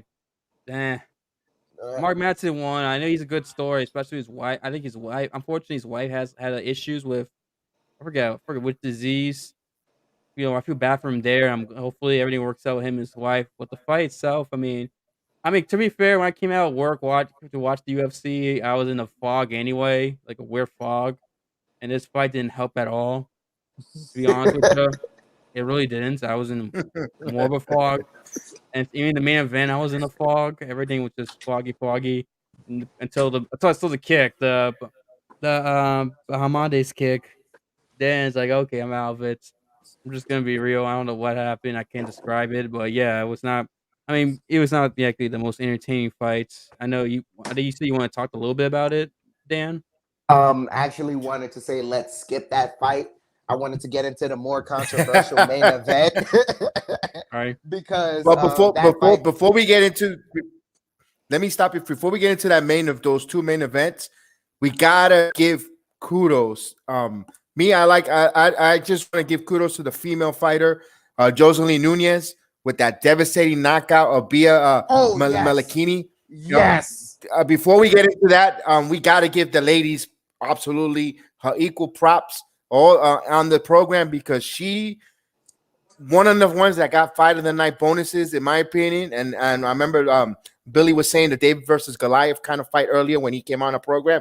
That was like another David versus Goliath, because Bia had the longer legs, the longer reach, and Josie just had the power. And she got in there and she just knocked her and sent her to the next week, bro. And that's the crazy. Like, just as you had to, I'm thankful that you brought that up, and seeing as how we had to because we spoke about this on a prior show about giving the ladies more of their respect because they were they put on great fights. That was one of the knockouts that I asked BX. I asked him, I said, hey man, the lady's knockout, the way she just punched this lady, she punched her 2 times, right?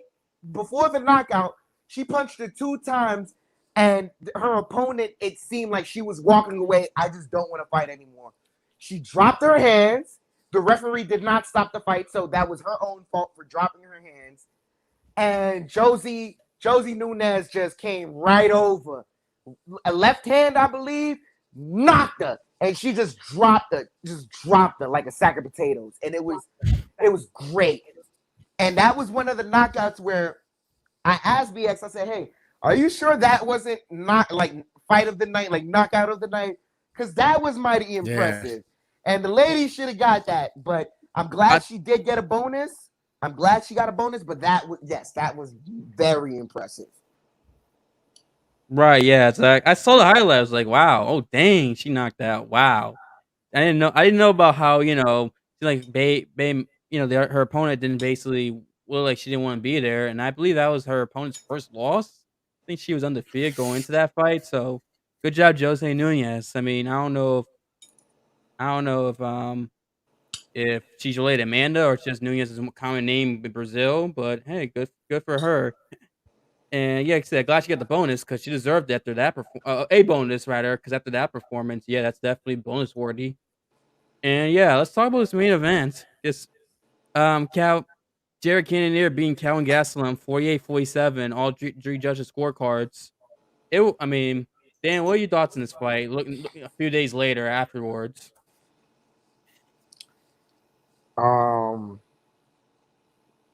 Okay. All right. Before I let you know my thoughts about it a few days afterwards, I'm gonna let you know my thoughts about it during the fight. Yep. During the fight, I had Kelvin Gastelum winning round 1. I had him taking round 2. It could have gone either way round 2, but I had him taking round 2. Round 3, I believe, is where he got knocked down. Mm-hmm. Yes. Round 3, it was like, okay, he got knocked down, but he finished the round on a strong note. So I said that round could be a toss-up either which way. If the judges gave it to Jared Cannonier, that's fine. Round 4, I gave it to Kelvin Gastelum. Way more activity, way more accurate with his punches. Round 5, I saw the same thing. I don't know how they got that result that they got the night of, but I was confused. I was like, this doesn't make any sense, right? Right. Couple of days later, I've rested on it and I've realized it doesn't make any sense. It doesn't make any sense. And I'm going to repeat once more, it doesn't make any sense. Because it's these type of fights that, like, it's like, this is one of those fights where the reason why I gave it to Kelvin Gastelum is because if this were any other fight except for the main event, they would have given it to the guy that even though he got knocked down, he kept moving forward. He's sidestepping. He's showing more technical ability, and he's not afraid of the punches. He's going forward. I wouldn't have given it to the guy who throws less volume, missing less, but when he lands, it shows that he lands. I don't know. It just doesn't make any sense to me to this day. I rested on it. I got up. I worked out. I went to sleep on it. I drank some tea on it. I made some meals over it. I drank some more tea over it. It doesn't make any sense to me. It just doesn't make any sense. Because even if you wanted to give Jared Cannonier 2 rounds out of that 5-round fight, he never, ever, in my honest opinion, dominated 2 rounds enough to where it was just, it made sense for him to win. It just doesn't make sense to me. Austin, you tell me your thoughts, because this is one of those things where it just felt this was one of those things where the only mistake I feel like Kelvin Gastelum made was that he left it to the judges. I think, seemed like that was the problem. I mean, I thought that Calvin, I know Cannonier has moments in this fight, but I thought Calvin at some of the rounds, like you gave him you gave Jared Cannonier round 3 because of the knockdown. I think I reluctantly gave that round. I like I said, the way the round ended, it felt like the knockdown may have been a slippage. Even after watching some of the highlights for the fight, I'm watching to even see the knockdown, and it doesn't look like it affects Kelvin that bad. Like, you get knocked down, so you avoid some shots, you defend yourself. But isn't like the whole reason why the ref didn't stop the fight was because Kelvin had the ability to defend himself. And that's what the referee is judging, whether you have the ability to defend yourself or not. And so when the referee didn't stop the fight in that moment, he deemed that Kelvin was still in the fight. And then you end the note with him basically pushing Jared Cannonier against the cage with striking. It did not seem like this was Jared Cannonier's fight. Yeah, right. Yeah, and it seemed like Calvin dictated the fight. It was more. I mean, despite some moments Cannonier had, it seemed like based on what I saw, it seemed like Calvin was, controlling the fights. Even though they said Cannonier landed a lot of the strikes, it was like, really? I mean, maybe. Maybe if I rewatch it again, maybe I was missing something. To be honest with you, could have been. Like, this is my issue. Like, I don't know how. Oh man. Because Cannonier is a power fighter, and I don't know. Like, it all depends on how the judges. Oh man, it's difficult. It's wild to me. It's like, are you telling me that just because he landed the same amount of strikes as Kelvin, but just on lower volume, he was more efficient, therefore he won? I don't, because it doesn't, I thought the busier fighter who stayed in the fight wins the fight. I don't. I mean, yeah, damage is important, but if he's not close to being finished, I mean, does the knockdown mean anything if he's not? This is another question that I had to ask. You're asking all the right questions. I had to ask myself this question. It's like, how? Chef Dan is having a little technical difficulties. He'll be back there. With that, me personally on that fight, before Chef Dan comes back and finishes thought. Oh, he's back in there. Let's bring him back in. I'm sorry. He's back in on the program. It knocks me off. Chef Dan. I'm sorry, fellas. It knocks me off sometimes. But yeah, the question I had to ask is like, where do knockdowns count on the scorecard, and how does a judge perceive a knockdown? Because let's say it's 2 opponents and you land a clean knockdown, like you rock the guy, right? And he's down. And for 20 seconds, and you do this, let's say it's a 5-minute round. You do this around the 3:30 mark. Around the 3:30 mark, you knock a guy down. for 30 seconds or for 30, 45 seconds, or let's say even for a minute, until 2:30, he spends a lot of the time ducking the damage, a little counter here and there, but he's more so on the defensive. Then he spends the last 2:30 minutes whooping that ass, but not getting a knockdown. Do you judge the knockdown like more so or less effectively? Do you still give the other guy the round because he was able to score the knockdown, meaning he was closer to the finish? How do you judge a knockdown? Because I think that's the only premise. Like, that's where I get away from. That's the only thing I come away from with this fight. It's like, you couldn't have possibly, even with all the, like, if you wanted to count strikes, cool, this, that, whatever. But then if you're going to count strikes, you're going to have to look into how the strikes were being delivered. And in my honest opinion, it seemed like Kelvin Gastelum was just the better striker.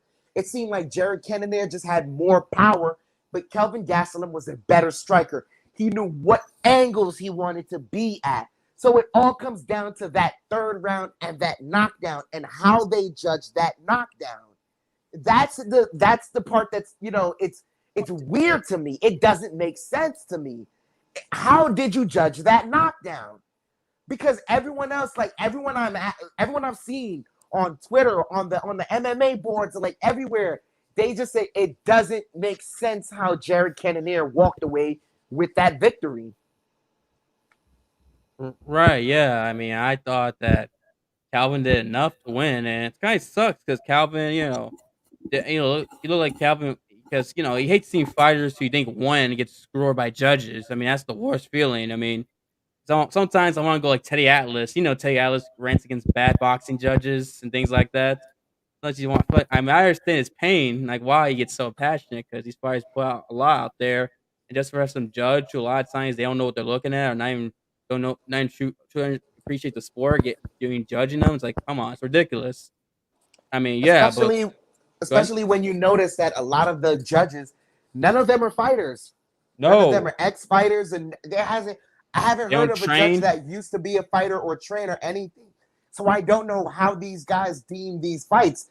A lot of the time, like, the fighters know. I don't know how else to say it. Like, the fighters know.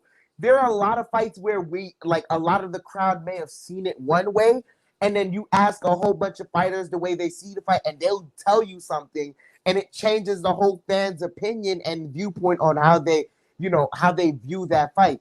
Like, a lot of these guys, they know. They just know. The fighters know. So I don't know how, with all the judging, that none of the judges are ex-fighters. I don't understand it. And plenty of ex-fighters are out there. Yeah. Or people who train in like a discipline of like they train MMA or things like that. Well, I mean, at least I hope they understand the sport. I care about the sport too. I mean, how many people actually like are fans of it? I mean, it's one thing if I'm not saying if we three of us became judges, we become the best judges ever. But I'm just saying we probably care more. We probably be better at it. Probably understand what we're trying to look for versus like some 55-year-old dude who works for the States and it's chosen. Yeah, he has no understanding of concept of MMA and barely knows anything about boxing because boxing has the problem too, unfortunately. Oh yeah, boxing definitely has that problem, which is why the boxing main event, the scorecards, me, BX, and Divine, we were watching that and we felt that scorecard was a little bit closer than it should have. But yeah, in regards to the MMA, just don't want to bounce off too many topics. But judging off the MMA thing, man, it seemed like this was a moment where you needed another fighter to be one of the judges to at least balance out that scoring, because you at least need a guy to tell those other two guys, like, hey, listen, that knockdown, it's cool and all, but that shouldn't determine this fight. Right. Gotcha. And your CompuBox scores shouldn't be determining your fight either. Like, it shouldn't have just one thing being determining factor. You have to put in all these things, and the fighters know the best way to blend in all these things and make it count. Even sometimes with like a fighter, like sometimes where they're paying attention to a matchup and they could be like, oh, well, if they get given a CompuBox score and go, wow, I didn't see that this guy was landing this many shots. Well, it doesn't seem like it because they're not that effective.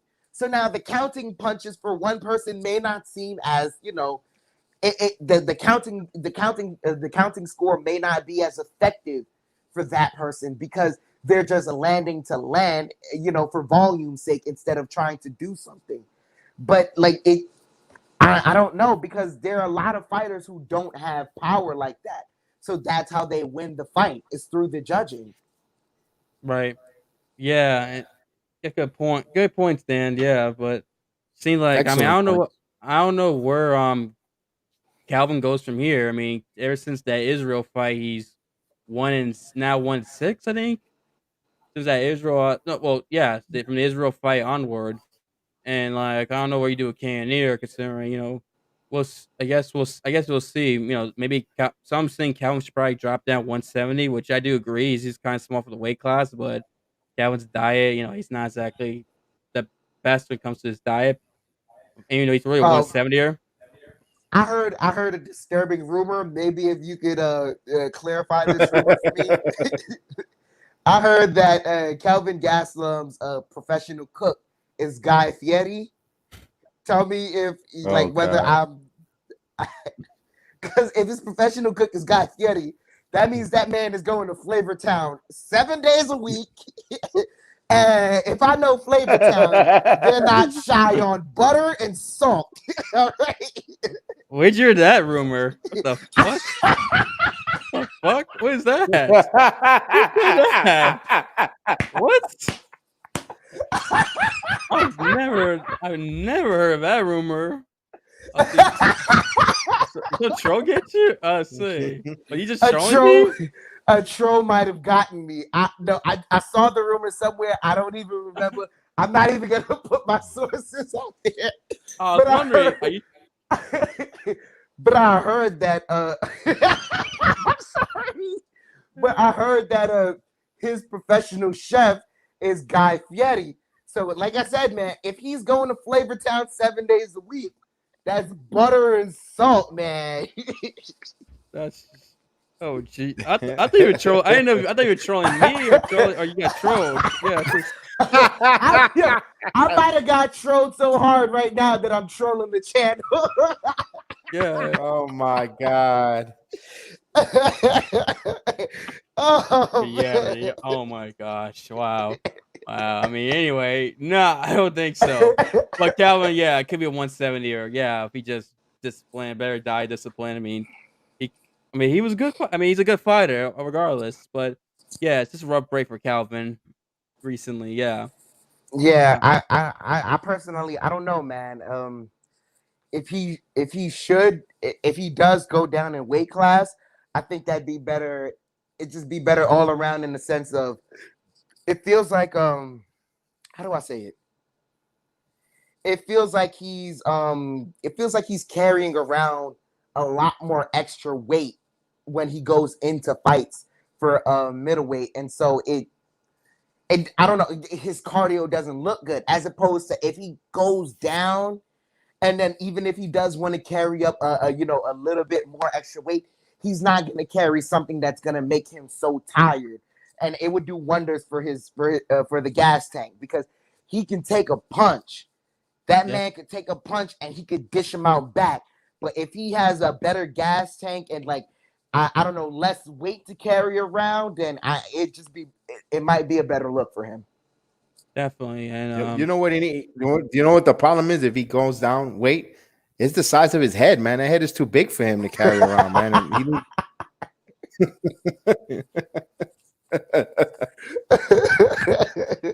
I was gonna say, you mentioned, I was gonna say the problem for him is he's fighting against guys who are a lot bigger than him. I mean, guys who are all going 200 pounds, 205, going down to 185. I mean, that's another thing with Calvin. He should probably be, 170 is better because want more people around his weight and things like that. But we'll see what Calvin does. I mean, he's only 29, I think. 29. Oh yeah, still young. Oh yeah, and the way fighters are going into their 40s now. He's technically still in his prime, or about to enter his prime, because I think most fighters enter their primes around the 30s. It's 30 usually to 27, like 33. That's what some say. I don't know like the term years. I think you might be no, right. but I think it's changing. I think because you have to take note of some of the 40-year-old fighters that are still viable, that can still contend even, and they found a way to extend their careers.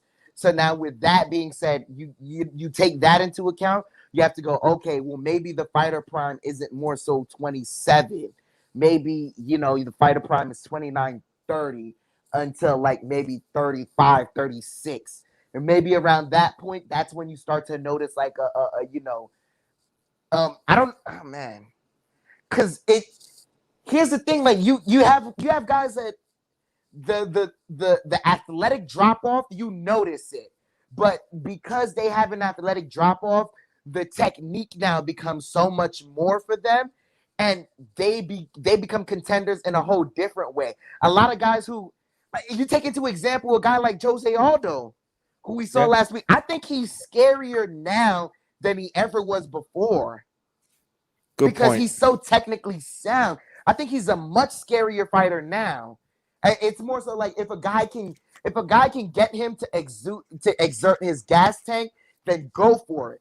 But he's not a guy that's gonna do that naturally on his own. He's not gonna, make some mistake and go for a move that doesn't pay off, and so now he's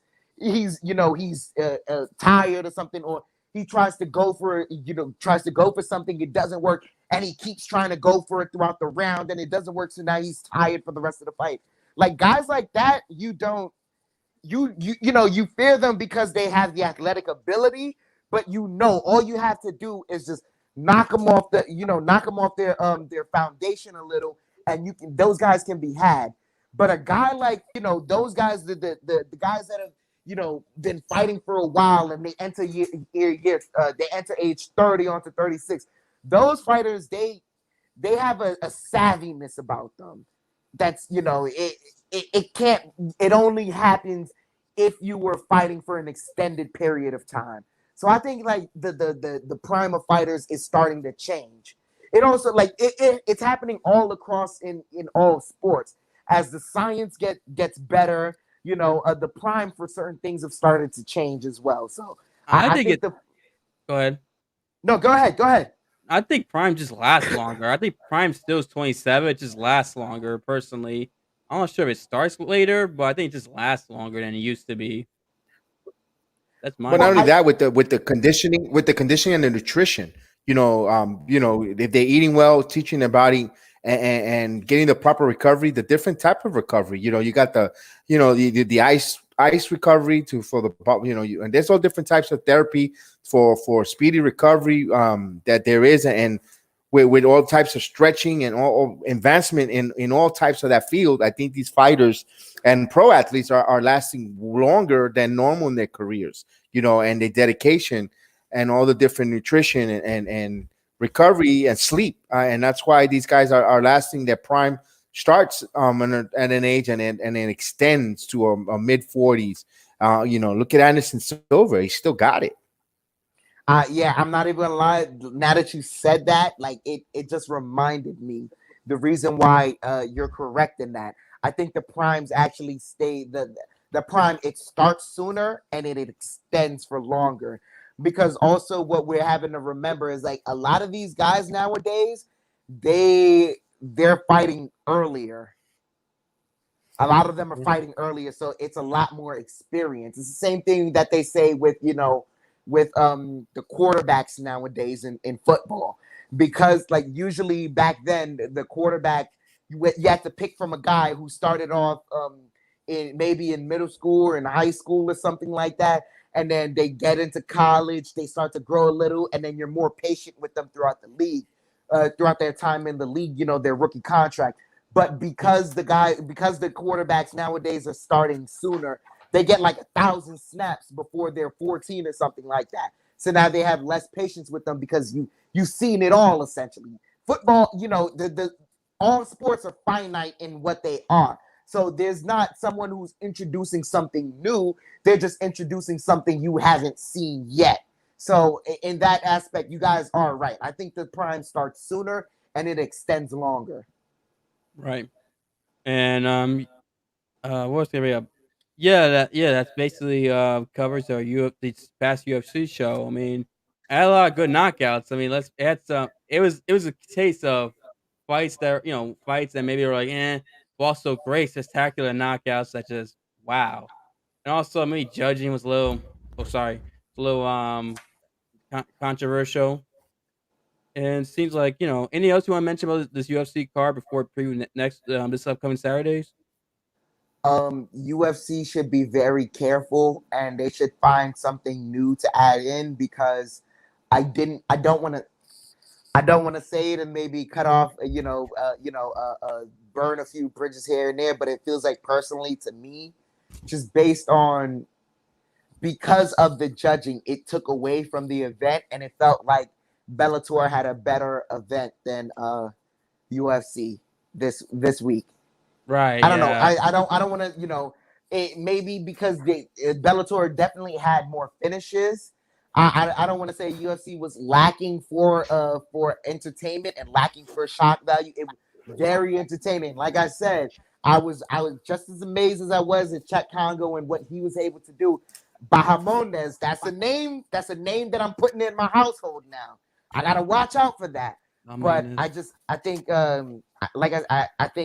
Bellator just had a better event this week as opposed to UFC, and they had more guys that are I don't know, more guys I want to see more of. Right, this week. We'll see. Because hopefully these UFC shows. Sometimes my argument the UFC sometimes there's too many of them at times, and like kind of wars down like the quality of these shows. Not granted, this week there is two fights that I'm looking forward to in this card. And that's Kevin Lee against Daniel Rodriguez and Edson Barboza against Giga Chikadze. It's hard, isn't it? Giga wait, I gotta see it again. I gotta see it because he is he's good. Yes. Giga is very good. But Edson Barboza's been on a tear lately. He's like, this is gonna be a very, very good fight. I know the fight you're referring to, and this is gonna be a very, very good fight. Right, yeah, because Edson Barboza Giga Chikadze. Chikadze, okay. Chikadze, I know, is from Georgia, the country, not the state, the country, where Stalin's from. Which, okay, maybe I should not mention Joseph Stalin, but still, it's the country near Russia. I should not mention Stalin for obvious reasons, but yeah, and I've noticed there's been a lot of Georgian fighters lately coming to the UFC. I've noticed that Giga Merab, I can never pronounce his last name, but he's Aljamain's teammate. He's a bantamweight. He's ranked in the bantamweight division. There's some other Georgian guys who are coming to MMA, especially UFC. So Giga has a chance to really continue that trend going for Georgia as he fights Edson Barboza. You mentioned it. He's looked good ever since going to 145. He arguably could be on a 3-4 fight winning streak. I know his first fight he lost to Dan Ige, which was controversial. Some thought he won the fight. He should have got the victory over Ige, but he's won since. He's looked really well. I was surprised that he was going to do well at 145, considering he dropping down, when he's in his early mid-30s. Kind of like, and I didn't expect. You're absolutely right. For a guy to age and he's cutting weight, him and Jose Aldo, I believe, both of these guys growing older but cutting weight. It's surprising. It's challenging because as you grow older, you're naturally supposed to put on more weight. So it's definitely a challenge for these guys. But they're both two people against the grain of conventional wisdom, and they're doing great in their position so far. And Edson Barboza I'm excited. I couldn't wait for his next fight because he is very exciting. He's technically sound, but it's them leg kicks, man. Yes. Edson Barboza and his leg kicks, man. It was vicious. So vicious. Vicious. Yes, him and his kicks, period. Ask Terry Adam. I mentioned earlier that's Barboza wheel kick knockout against Terry Adam, one of the great knockouts in MMA history. He just flatlined Terry Adam. And then, of course, his kicks in general are good. leg kicks. I mean, he's very solid. I mean, and he always puts on entertaining fights. Usually, he fights the best, fights the best of best, beats some, wins, lose some, but he's been close before 155 for the title, and here he's just 145. He looks like a legit player in the 145 division who possibly maybe get close to a title fight. But it's not gonna be easy because Giga Chikazian comes in on an 8-fight winning streak, Yes. 13-2, and he's got 8 knockouts. And I didn't know this till I looked up Giga a few hours ago. I was trying to look at his resume, like what his background was. I found out that he has 44 kickboxing fights, 38-6 kickboxing record. So I did not know that. So he's Barboza is known to be like a great kickboxer, a great stand-up guy, and now he's finding someone who also has those skills as well. In Giga, I mean, finding all those kickboxing fights, and now also eight was 13 wins or knockouts, or TKO. So this is a exciting fight. I mean, this could be fireworks, or someone could put out easily. It could be one of those fights, and those are the fights Yeah. you like. Oh my God, yes. This is two. If anyone wants a description of this fight, get ready for two guys who are very technically sound, very dedicated to their craft. And whenever they come into the ring, if they ever got finished, it was not because of their mistake. It was simply because the opponent they were facing was maybe just a tad bit better that day. But these guys are as technically sound as it comes. And if you want fireworks, they have the power to deliver the fireworks. But if you also want to see a good fight where you're just going to learn and absorb, and that's a fight that's just for the tape, that's one of those fights. These guys, they are there for that type of fight. Yes, I definitely agree, and I'm excited for this fight Saturday night. It's gonna be fireworks, fireworks, and hopefully, like fireworks, or if someone's gonna finish early. Anyway, it's gonna be exciting. We're gonna get our money's worth, well, that's what you want as a fan anyway. Your money's worth. It is on free TV, but still, you get the point. Yeah, I mean we're paying for ESPN Plus, so Oh, yeah, okay. Oh yeah, it's true. ESPN Plus. I thought it was no. It's just on ESPN also. it's on ESPN also. Yeah, see Oh again the man, sticker. Well, yeah, oh I get man, what you mean though. No, you're right about yeah. that. There's With a name I ESPN see. Plus, Go ahead, that BS. I wanted to chime on that with the ESPN Plus. We got ESPN Plus, but a lot of the times when they say on both, they end up giving the whole show on ESPN, and I'm like, oh, so what's the purpose of getting ESPN Plus? I'm not even gonna lie, I've really questioned that myself. Yeah. Because there's certain things like I guess maybe because ESPN Plus gave me the Westchester Knicks last year, so thank you, but not thank you, because I could always bootleg that. Like I don't know. Part of the bundle with the Disney Plus and the Hulu. Yeah, I got the bundle, but I'm noticing because, the fights, they just leave it on ESPN. They end up giving it. Yeah, I didn't know. I was wondering that kind of.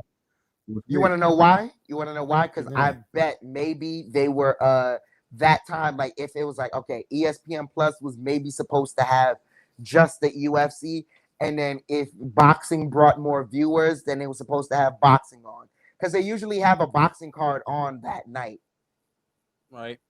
Or if not a boxing card, they have some miscellaneous sport that they show. But sometimes that doesn't draw the viewership. So what they're gonna do, they're gonna put on the UFC card. ESPN has been desperate for viewership sometimes. I'll tell you like this: when Conor McGregor and Dustin Poirier fought I don't know if it was the second or the third time, they showed on ESPN Plus for free both of them walking out and a little bit of the first round, and then they cut it off and said you had to pay for the pay-per-view. I was like, wow, that's a sleazebag move, but okay. Weird. That's a weird move. It's weird and sleazebaggy. It's like, we're going to tease you a little bit, but you can't have it all. Go pay for it. It's like, all right. It's like, well, never mind. I was going to be this very adult what I was about to say, what they did, but it involves the color, and you maybe figure out rest. You figure the rest. But anyway, Yeah, they just they tease us. Yeah, that makes no sense. But yeah, but I think also I think the remember during COVID when all the sports were shut down, the UFC was the only thing on. Maybe Yeah. maybe they did so much success. They just said we gotta put this on ESPN. We just have to because it did because UFC had grown. That could be it. I think that's a theory. Like I said, I don't know. I mean, your theory makes sense also. Dan. Essentially, when ESPN, when everyone was at its lowest, the only person to help ESPN make money back was the UFC. Correct. Right. It could be. Yeah, you're right. Yeah, this is so weird. ESPN Plus is like, why even get it? I mean, unless they want you to get it. So then, but then even then, you gotta still pay the full price for the pay-per-view. That's ordered it.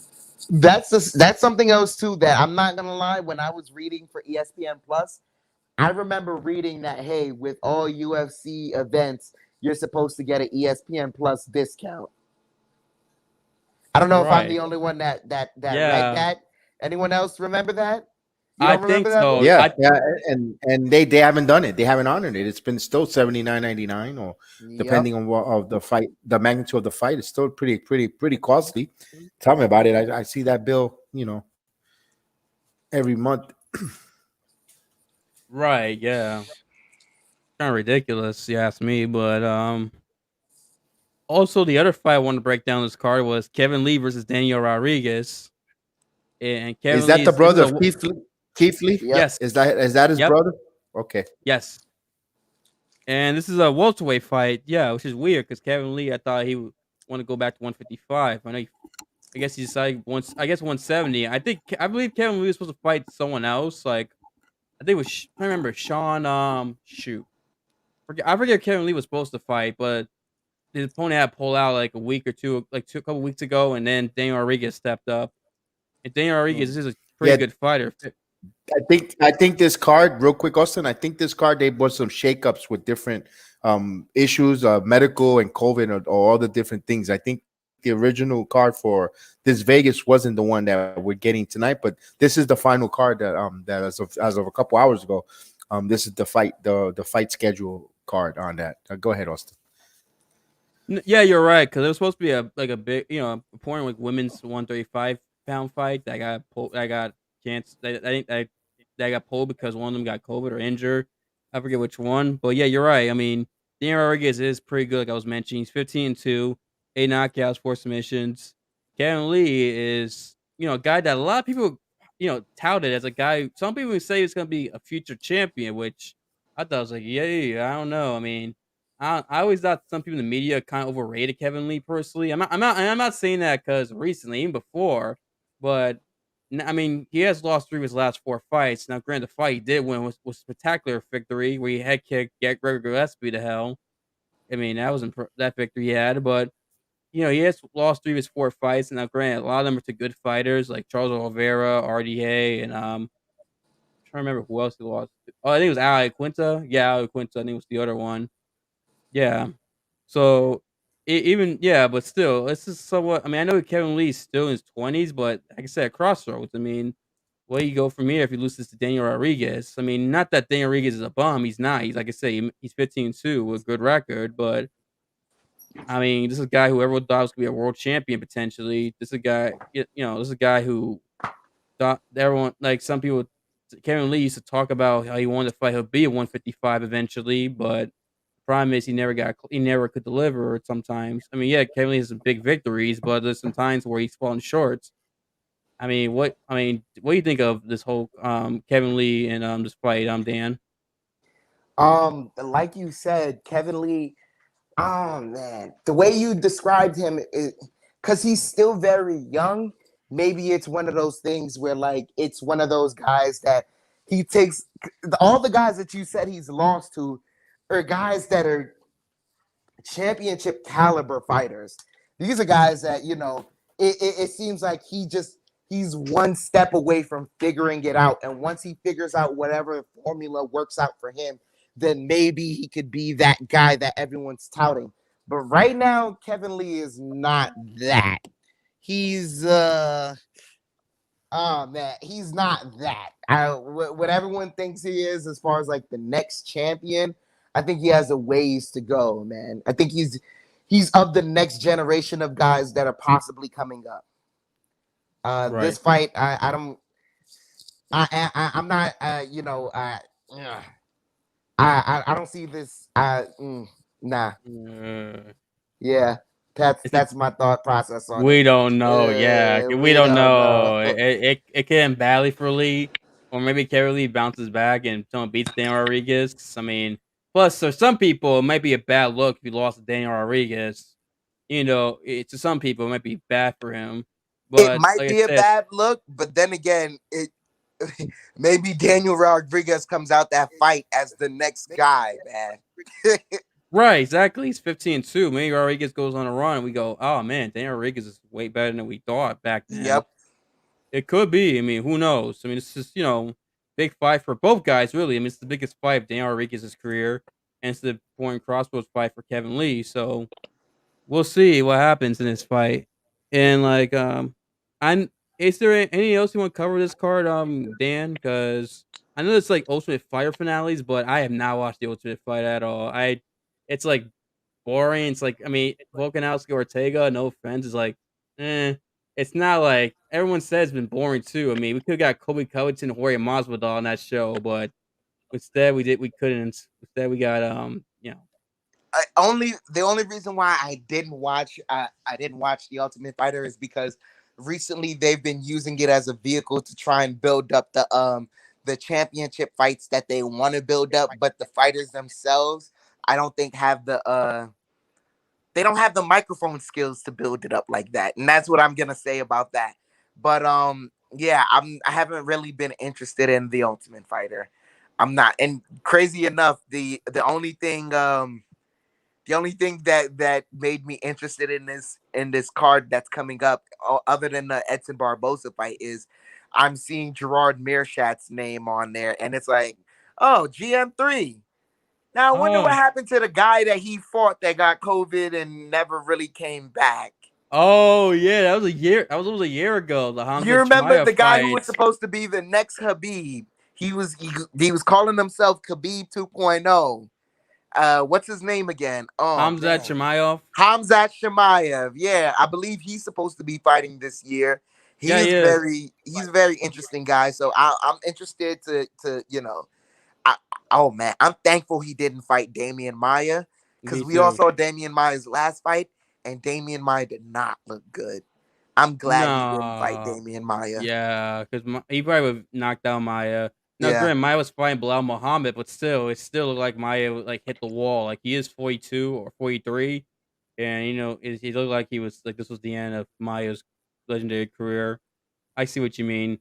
Well, yeah, Hamzat's supposed to be returning UFC 267 October. I think on Halloween, the pay per view is on, or the day before Halloween, against Li Jiang, with the Chinese fighter from fighter from China, who I believe is ranked 2.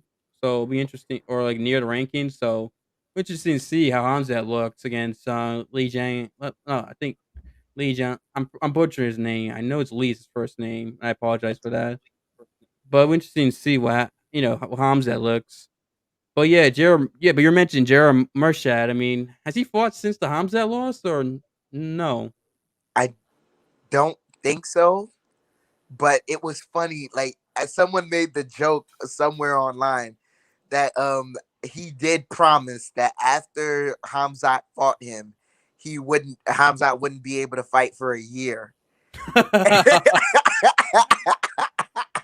That's he true. He was like, yeah, I promise you, I'm gonna hurt this guy so bad he's not gonna be able to fight for a year. And granted, he did get knocked out, but Hamzat couldn't fight for a year. Right. I want. Let me see if Gerald fought. If Gerald hasn't fought in almost a year, because I don't think he's fought in almost a year. That's even more ironic. He hasn't fought in a year either. I mean, he got knocked out, embarrassing, like almost knocked out in 17 seconds. Where he was so afraid he didn't throw a punch at all. It's like, yeah, I mean, who knows? Yeah, but then again, man, and this is where you give kudos to guys like him, and Billy Swanson. It's like these guys, like Hamzat and Marcelo Gome, these guys, everyone is, everyone's ducking these guys. Everyone doesn't want to fight them. They may not have a number next to their name, but then everyone's, because the people that have numbers next to their name see no number next to this guy's name and feel like their spot can be taken. They just go, no, I won't fight this guy. But you give them kudos because they stepped up. They stepped up and they fought the person when no one else wanted to. So that's where I give them, I give them kudos, is the fact that no one else wanted the Hamzat Chimaev fight. And this is around the time, like, even now, I think people don't want the fight with him. And this is after COVID, but before COVID, this man was dancing in 2 divisions. Yeah, he was, and it was impressive. And oh yeah, I was wrong. I checked it right now. Jared Cannonier has fought since that Hamzat loss back in April, and he actually won by submission, by a guillotine choke in the first round. So this is his second fight. So he has fought recently. Okay. I just forgot because I haven't heard from him since that loss. So yeah, we'll see if Jared Cannonier can continue his winning ways against Magomed Mordov. Yeah, Mordov. I'm just reading the name. We'll see. Yeah, and this upcoming Saturday, man, it's the time for the next Bahamondes to be born. Hopefully, the next guy that comes in with an amazing finish and has every MMA show dedicating at least 10 minutes to just sing the praises of that fighter. Yeah, yeah. And looking at the MMA card, it doesn't no names, nothing there to really get you like excited for. But these are when you don't see the names and the household names, usually from my little bit of experience with the MMA, dealing with and watching for covering it, this is gonna watch the prelims be a really good card. I was telling in the chat when we were talking about it, like Robert Parr, that he listens to us, and others that listen to us in the program. Before you get into the MMA, watch these prelims. These are kids that are hungry. They want to name themselves. You're gonna catch those wonderful knockouts or good striking because they're up and coming. They want to get that fight of the night bonuses. And before you invest in the pay-per-views and get into that other level with the price, of course you're gonna get more price fighter, of course, in the pay-per-view and the main event cards. But watch the prelim, and it'll get you. If you're an MMA novice that just getting into the sport, I personally, from my opinion, watch a couple of the prelims. You're gonna like what you see, and then you're gonna start wanting to get involved and get that. Watch more of the fighting, and also when you watch these prelims and these young fighters there, when they start getting to the championship level or the big prize fight, you're following their career. So now you become a fan and watch them come up, and as well as your fandom to UFC and MMA mixed martial art fighting, you start growing with them too. Like and it's a fun thing because you start seeing the maturation of these fighters going forward, and that's my personal opinion that people should try who are getting into the MMA, who's watching this program, and then say I don't really follow the MMA, I don't really like the UFC. Well, you want to start and want to get involved, that's the way, in my opinion, to go with that. What do you guys think on that opinion? Hey, that's absolutely true. What you want to do a lot of the times is the main event. The main event is the main event because these guys have gone through the preliminaries and they've given us those moments. Like the reason why the main event can look so good is because they've given you enough highlights to watch through. You watch enough of those highlights before the main event. You get ready. You're like, okay, I'm ready to see the guy who just did that amazing kick and that amazing submission. I'm ready to see what he does next. But in order to see what he does next, you have to at least have seen what he did first. And so when you watch the preliminaries, like you said, it's these guys that they don't get paid as much as the main event guy, but there is an incentive there called the fight of the night, the bonus, a fight bonus and things of that nature. That if they excite you enough, if they excite the crowd enough, that they will get that bonus. And these fighters are hungry for that bonus. They're always looking for that bonus on top of giving you a great show and building a fan base. We heard Billy Swanson say earlier, like, you know, everyone wants, he said it in quotations, everyone wants to be the world champion, but to him and a lot of the you know, the fighters that have been watching, the younger fighters that have been watching the game more, what they've noticed is, you know, as long as you have a fan base that you can interact with and they're loyal to you, then you're set. And so that's what you want. That's what you want to be. You want to be a part of a guy's fan base. You want to be right there when he started off. It's amazing. You're right there when he starts off. That way, when he gets the championship, man, it feels like you were right there every step of the way with him. Right, I understand that. Yeah. Go ahead. No, go ahead, Austin. Your turn. No, I agree with that. I can see that works for people watching the prelims and getting to know these fighters and maybe more hungry and active. That's also a way to go. But also, it's important to pick out which fighters. Like, it started with certain fighters who are action packed, who are excited, who tend to bring it too. Because sometimes prelims may have guys who don't exactly have the most fan pleasing style. Because especially if you're a new person, you don't understand grappling. You may look like he's just laying on top of him. What's he doing? You know, not understanding what he's actually doing. You don't want. It depends. Like, you're right. That does work the prelims because sometimes you see great finishes and things like that. But also, I think it mostly depends on the type of fight you watch. Or hey, watch this fighter, or watch this matchup because you know it's going to deliver. It depends on that. Because for me, I try and if I remember, I watched 20. I'm trying to remember 2013 is when I started watching MMA. I'm trying to remember like shoot. I'm trying to remember what. I guess I think I remember I kept hearing about MMA. I just started watching it. It turned out to be a great card. It was when Anderson Silva lost to Chris Weidman the first time. That was the card that got me into it. Yeah, because I remember, Weidman's from Long Island, so I was kind of like hoping he would win, but also knew how good Anderson. I knew Anderson was really good, so I was like, it depends, and it turned out to be a good fight too. So yeah, it depends. Like, your way makes sense that in terms of prelims and stuff. But also, it's important to know like what type of fighters are you watching also. And before, and what said that is what I like about what UFC do before when they do the ring introduction and announcements from either Buffalo or Joe Martinez, they tell you what to expect from the fighter, a striker from or a mixed martial artist or a grappler. So before you sit down and watch the prelims, listen to the ring announcer to tell you what style of fight is that fighter going to bring.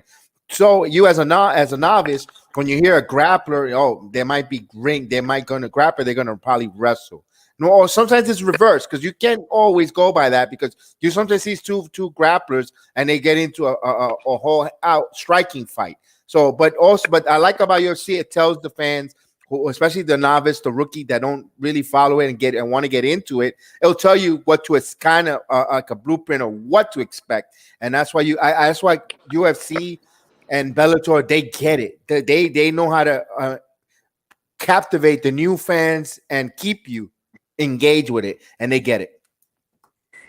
Also, to add on top of what you said, BX, like when they tell you what to expect, the fun part about MMA is they tell you, like, just because we told you to expect that, don't necessarily expect that, because anything can happen in MMA, and that's the wonderful part about it. Like, we haven't seen everything, but we've seen a lot in MMA, Yes. and there's more to be shown. Like, there's there sometimes it can be impressive to watch a guy just win a match off of leg kicks. We saw that between John Jones and Thiago Santos, where essentially the winner of the fight was who could withstand whose leg kicks more. Both of these guys leave the ring in wheelchairs, cannot walk, have to go to hospitals. Thiago Santos, to this day, I feel like he's still affected by that matchup. But you don't know what to expect. And even when they tell you to expect something, they tell you don't get your hopes pinned on that, because anything and everything will go down in an MMA event.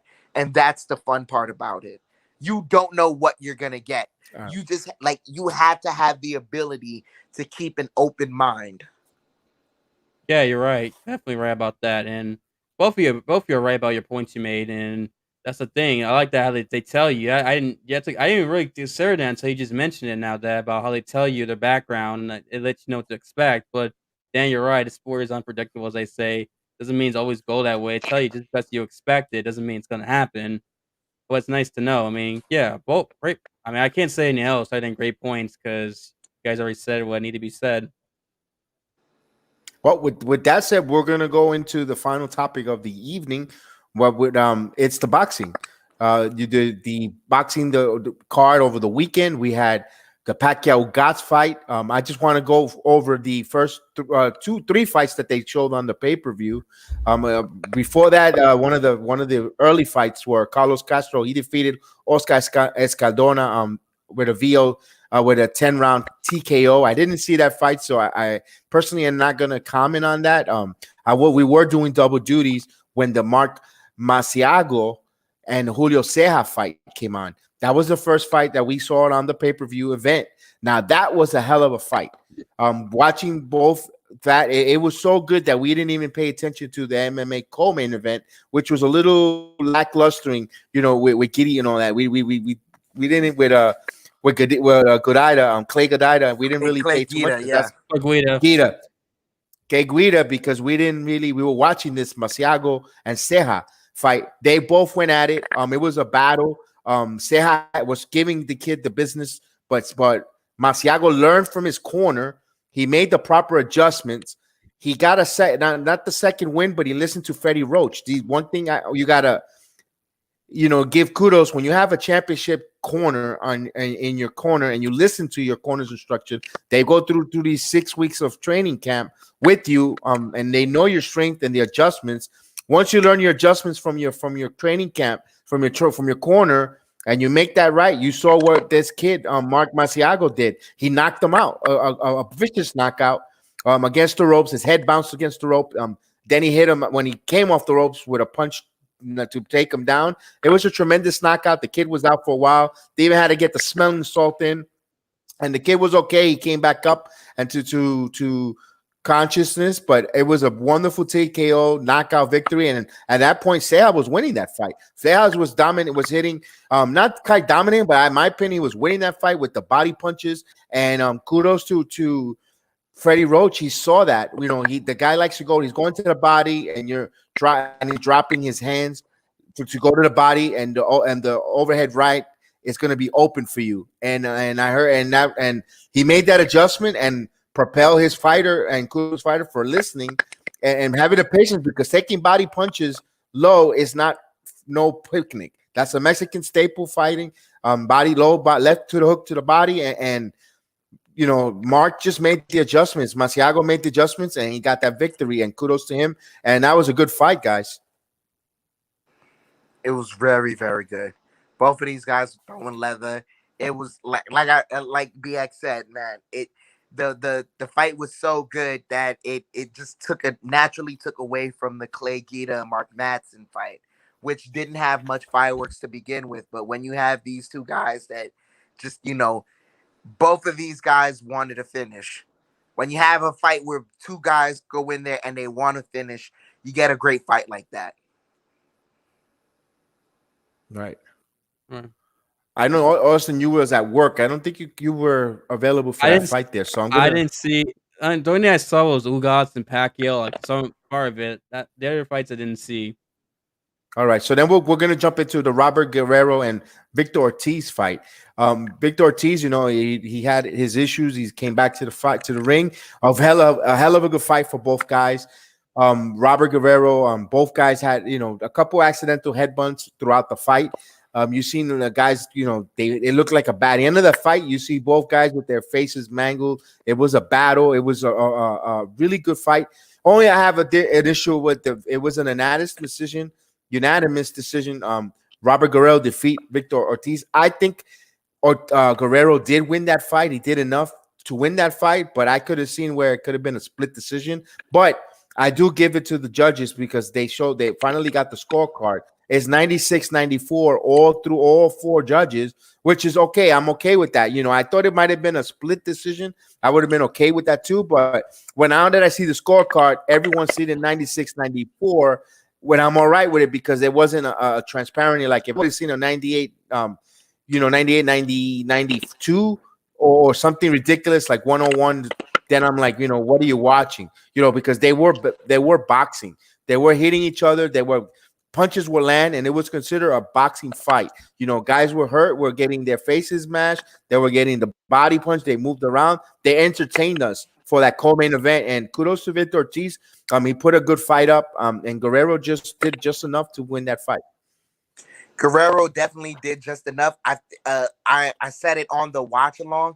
I felt like maybe Guerrero at times, both of these guys weren't technically sound per se, but it felt like Guerrero was the more technically sound guy of these two.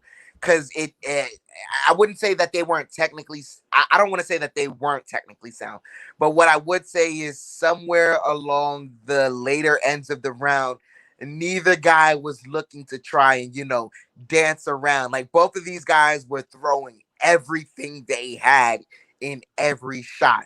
And so what comes with that territory sometimes is that when you're throwing everything, you have nothing left later on. And these guys, that's what I think came along. Like, that's what happened as far as like the headbutting, is because both of these guys were just trying to throw everything. And when they weren't watching out for where the fist lands, and they would sometimes collide with each other. But both of these guys, it was that close of a fight. 96-94, it was that close of a fight. I can say that.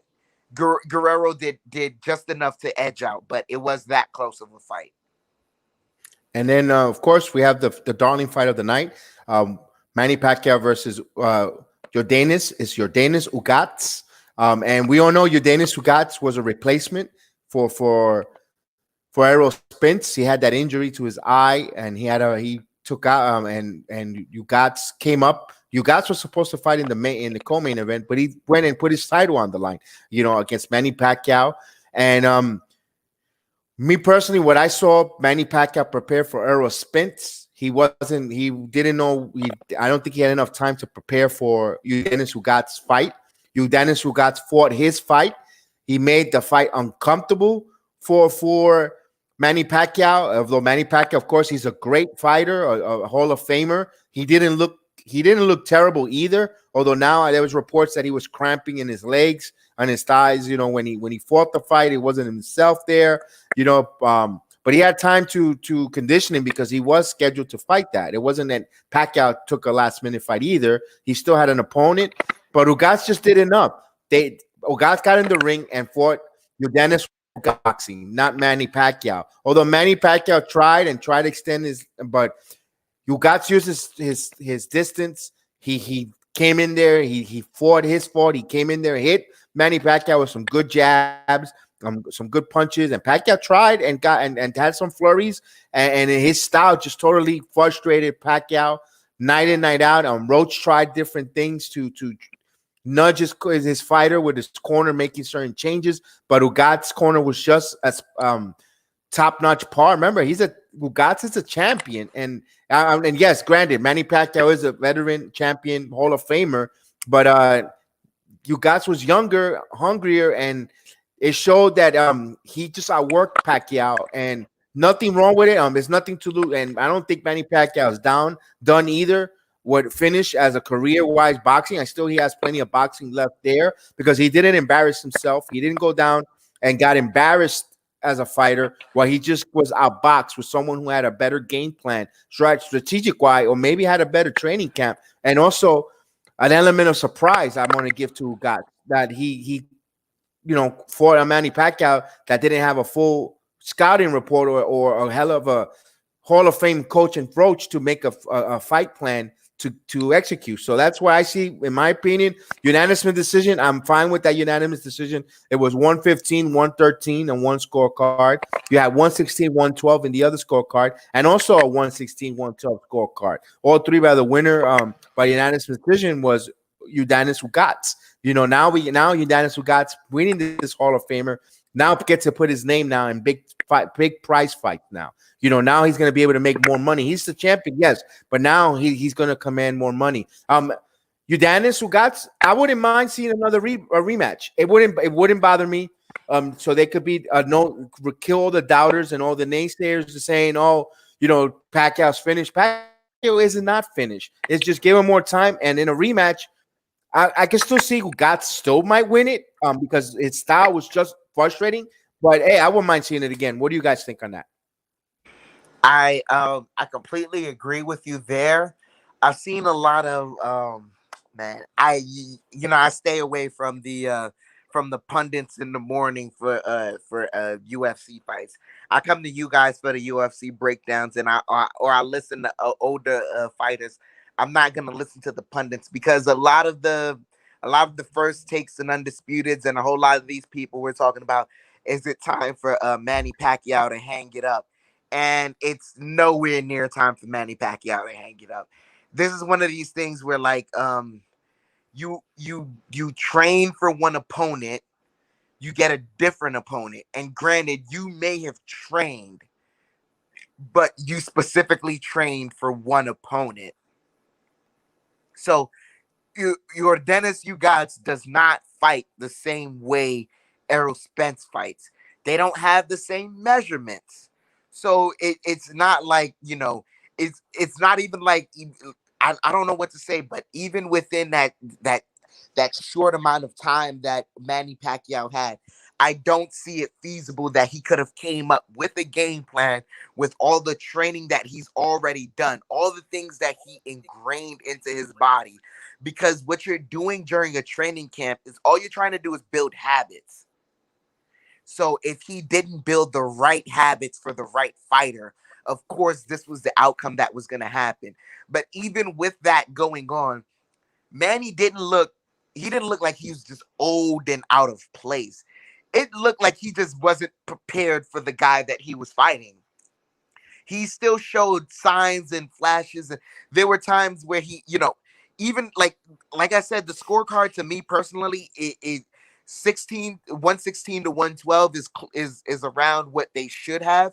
I don't know what that 115, 113 guy was looking at. Maybe he saw the spirit, like he saw aura around Manny, and that's what gave him extra points for Manny. But Manny definitely got, he got outclassed in this fight, but it wasn't an outclassing to where you felt bad for Manny. It was more so like he just didn't prepare for this guy. So I would love to see this fight when both guys are prepared for their opponents. I don't want to take away from your Dennis Ugas's ability and what he showed in that ring, because he was able to take full advantage of his the length and the distance that he has with Manny. Manny usually can rush into fighters and make it so that that the wingspan and the distance that they have between them, it becomes an advantage for Manny. Manny wasn't able to do that with this fight. So it's all about if they could rematch. I don't know if they did rematch. I don't see your Dennis you got saying, "Hey, we're rematching for my title." I think he's gonna tell Manny I put up my title while it was short and on the line. I had everything to lose that night. So now if we're both going to train, I say you have something to lose this night. But yeah, I don't hold it against Manny, and I don't see it that Manny should be even considering retiring right now.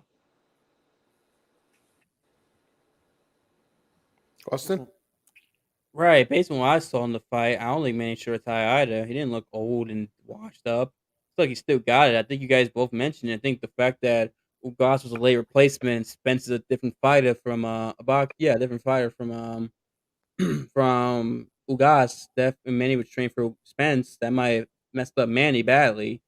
It makes you wonder if they had a training camp, he was prepared for Ugas, so maybe make adjustments, which I think maybe he might be able to, because Freddie Roach is his trainer, things like that.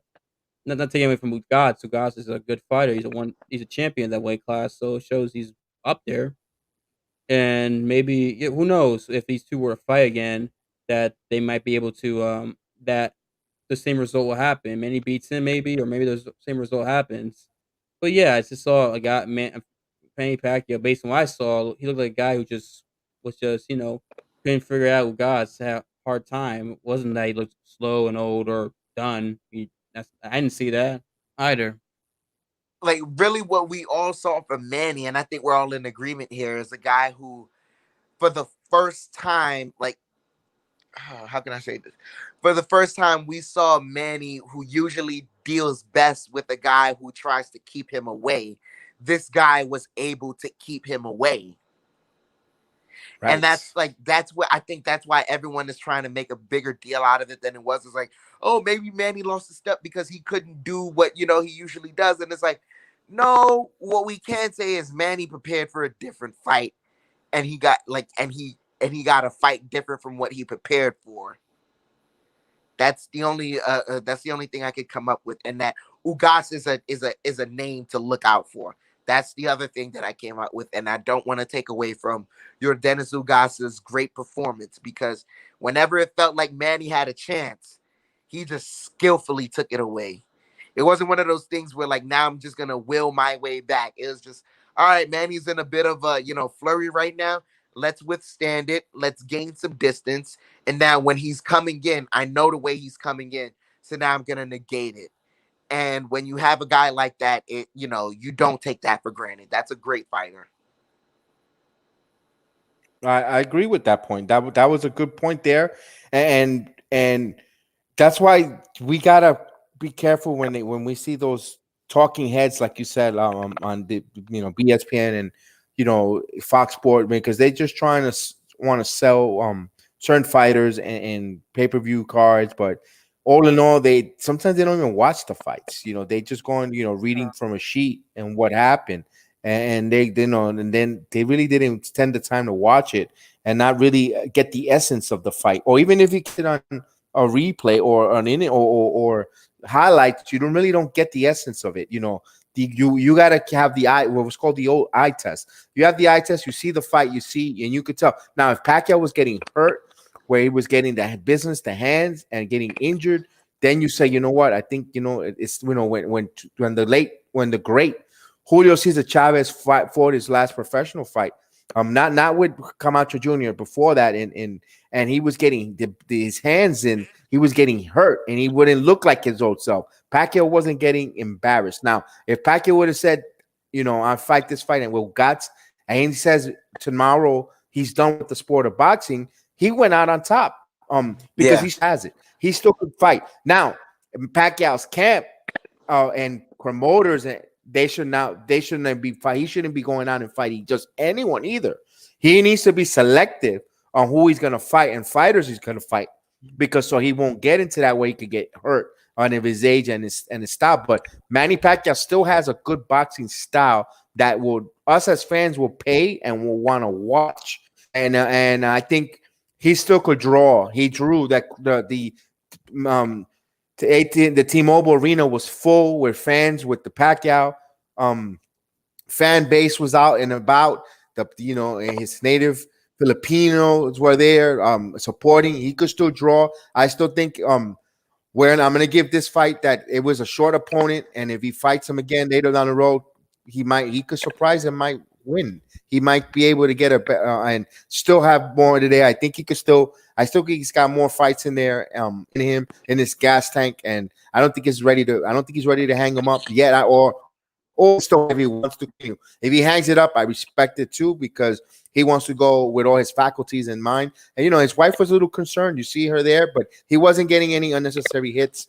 Maybe Ugas isn't a heavy puncher or a knockout artist, so maybe that's why I say you gotta pick who will Pacquiao want to fight in the future, not get in the ring with someone who has power, who could really hurt him.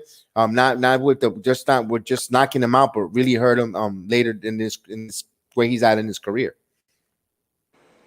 Exactly, but and also it the reason why, man, I think the reason why everyone is just so jumpy to see like when is his last fight is because like he's making history. I remember saying this on the watch along, is that every time Manny Pacquiao enters the ring now, he's making history. He's creating a legacy that it's already, his legacy is already etched in stone.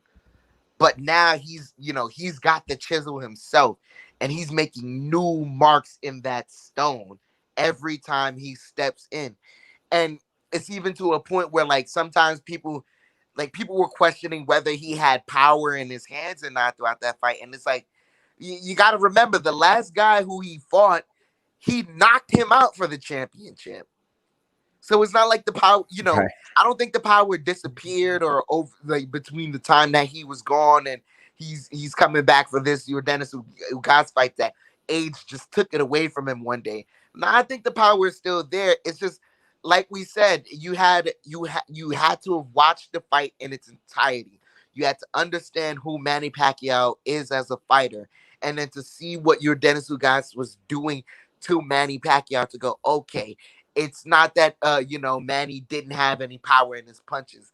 It's just that he could never really stably land a good punch because this guy was on his P's and Q's.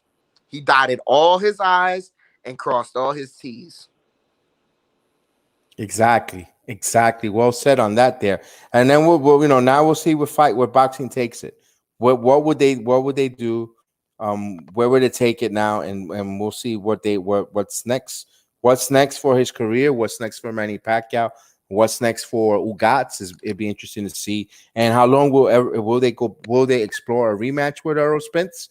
I mean, excuse me. Will Pacquiao reschedule that fight with Pacquiao and Errol Spence, or will they just go with Ugas? Would Ugas want to take on Errol Spence next? Or what's next for the fights? One thing that they don't give us at least a nugget or a preview of what could be next. But they keep us in the dark until they're ready to, until they work things out. Because of course it's contract, money, schedule, arenas, and all set and forth on that. So we'll keep an eye on fight there. And then before we get off the air, I just want to put something up. Any interest in the fight this Sunday? Actually, I don't know why they do this on a Sunday evening. Now it's been times. The Jake Paul, the Paul and Woodley fight. Any thoughts on that? Austin, go ahead. I have none actually. I'm determined fourth and plead the fifth. Oh man. Okay. Let me share my thoughts on that. Earlier, I told Project Nerd HQ, I feel like Tyron Woodley is going to knock out Jake Paul. I guess I have to watch the preliminaries. Maybe. I don't know. Isn't Tyson Fury's brother on this card, supposedly? I see a guy, Joey if you look on the tip, there's a couple Fury, yeah. The tickers on the bottom there. Yeah, I see a Tommy Fury there. Yeah, is it Tommy Fury, Tyson Fury's gym mate or something like that? That's his brother.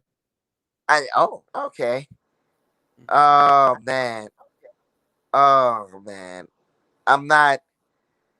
I just want, like, I think the only reason why I'm watching this is just so this Jake Paul boxing tour can end. Because at some point, he's got to have picked the wrong guy, and that guy's got to knock him out. And if Tyron Woodley doesn't do it, then this tour is going to continue, and he's going to keep being annoying, and his name is going to show up in places where I don't need his name to show up. So I'm only watching it to make sure this thing ends. But, like, this guy is, it doesn't, like, it, because, like, this is the shtick. Apparently, he's an amateur boxer who's challenging MMA fighters to boxing ring. So I guess because he doesn't have as much experience in the boxing ring as they do, so it's fair. But then again, because these guys are fighters, it's more fair for them to be fighting him. But the last guy he fought, I believe, it was not his brother fought Floyd Mayweather. Yeah. So the last guy he fought was Nate Robinson. No, it was Ben Askren. You're right. I'm sorry. Both of those guys got knocked out in embarrassing fashion. And I did not watch the Ben Askren fight either because, like, I watched the Nate Robinson fight, but I did not watch the Ben Askren fight because there were a whole bunch of, like, there were certain MMA people that was like, oh, Ben Askren's gonna do it for the MMA people, this and whatever. Mm-hmm. And I was like, yo, if you ever thought Ben Askren was a striker, you're lying to yourself. Exactly. And that's why it was such a setup. It was disgusting. It was honestly disgusting. And a lot of people thought that Ben, took the dive, but maybe he didn't necessarily need to, because after taking a knee from Masvidal like that, maybe his chin is just permanently on the fritz. Yeah. But yeah, this guy, like, I don't know what anyone thought, like, Ben Askren was going to.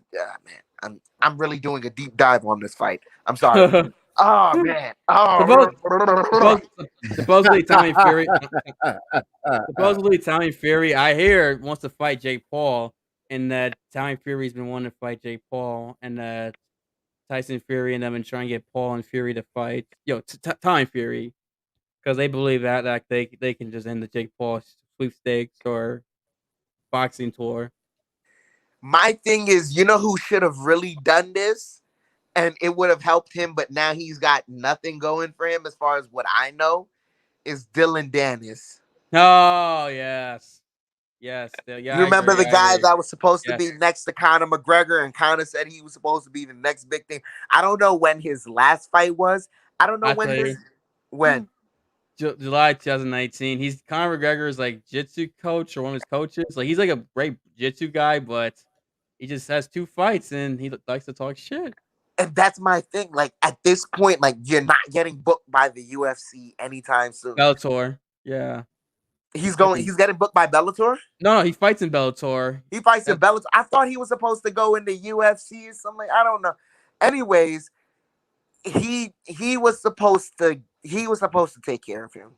If he took care of him before the Ben Askren fight, we probably would have gotten a UFC fight, because then someone would have talked trash about him, like, oh, you think because you could fight the Jake Paul guy that you can come in here, this, that, whatever. Someone would have thought that he was an easy fight, and you have the guy next to you in Conor McGregor who can talk trash, or at least teach you how to talk trash.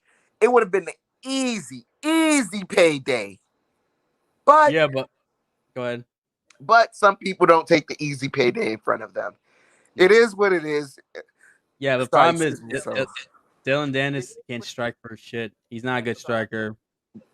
Oh man, I think he would have done better than Ben Askren. I think he has a better chin than Ben Askren, and so he's not coming off hip surgery either. You said what? He's not coming off hip surgery like Ben Askren. Yeah, that's the. Oh my god, disgusting. Anyways, hopefully Tyron Woodley ends this. I don't know if I should watch the preliminaries, but then again, I'm gonna watch the preliminaries. I don't look and see. This is the Giants played the Patriots, and it's preseason, and I know that game doesn't matter, but apparently to me that game matters more than this boxing event. So I don't know. I just don't know. Oh, man. Well, with that, we'll come to a conclusion to the program. Well, we had a nice run here. We want to let me put up Mr. Billy's there. We want to give him a shout out as well for Billy Swanson for coming on, Big Sexy coming on the program, blessing the program. If you guys watching this and you guys you're in the Chattanooga area, the academy, in there, I'll put the information if anyone's interested about MMA. Going and thank Big Sexy Billy Swanson for blessing coming on. The matters, in my opinion, that will be coming on our program. Kevin Holland for you to interview you, and we'll definitely get notification and subscribe. When editors come on and want to come and we want to interview and talk with that. You guys, any last thoughts before we get out, Austin? Nothing really, other than look forward to Saturday, and that's about it. I know Bellator is on a break right now, so I'm looking forward to Saturday as far as the UFC. Anything else I'd say to look out for? Patty the Batty Pimblett. Look out Oh, for Patty the Batty Pimblett. he And fights that's next all I week. can say. Yeah, next week he fights. Yep. I'm interested in that fight. Patty Awesome. the Well, with Batty that, I'm gonna Pimblett. put the intro Go ahead. definitely on that. So we'll be ready for next week. Maybe we'll get another guest. We'll probably get another guest on. We'll see if we could muster that. We'll definitely music there and David Paul from Project Nerd Hector, Lawrence, all the different people in the chat. So many other names there. I want to thank you, Bruce. I seen Project Nerd Hector. Let me give thanks to everybody that came on there. Robert is a staple to the program. All the new faces in the as well. Thank you so much. I appreciate it. JC Cruz, everyone in there. I appreciate you guys. And man, I'll put that introduction and we'll be back better than ever next week. And man, until then, Bronx Sports Jedi and Chef Dan Austin say thank you.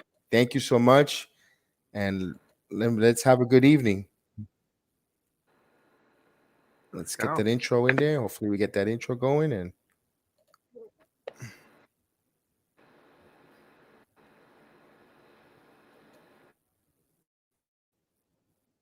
yes, indeed. Let's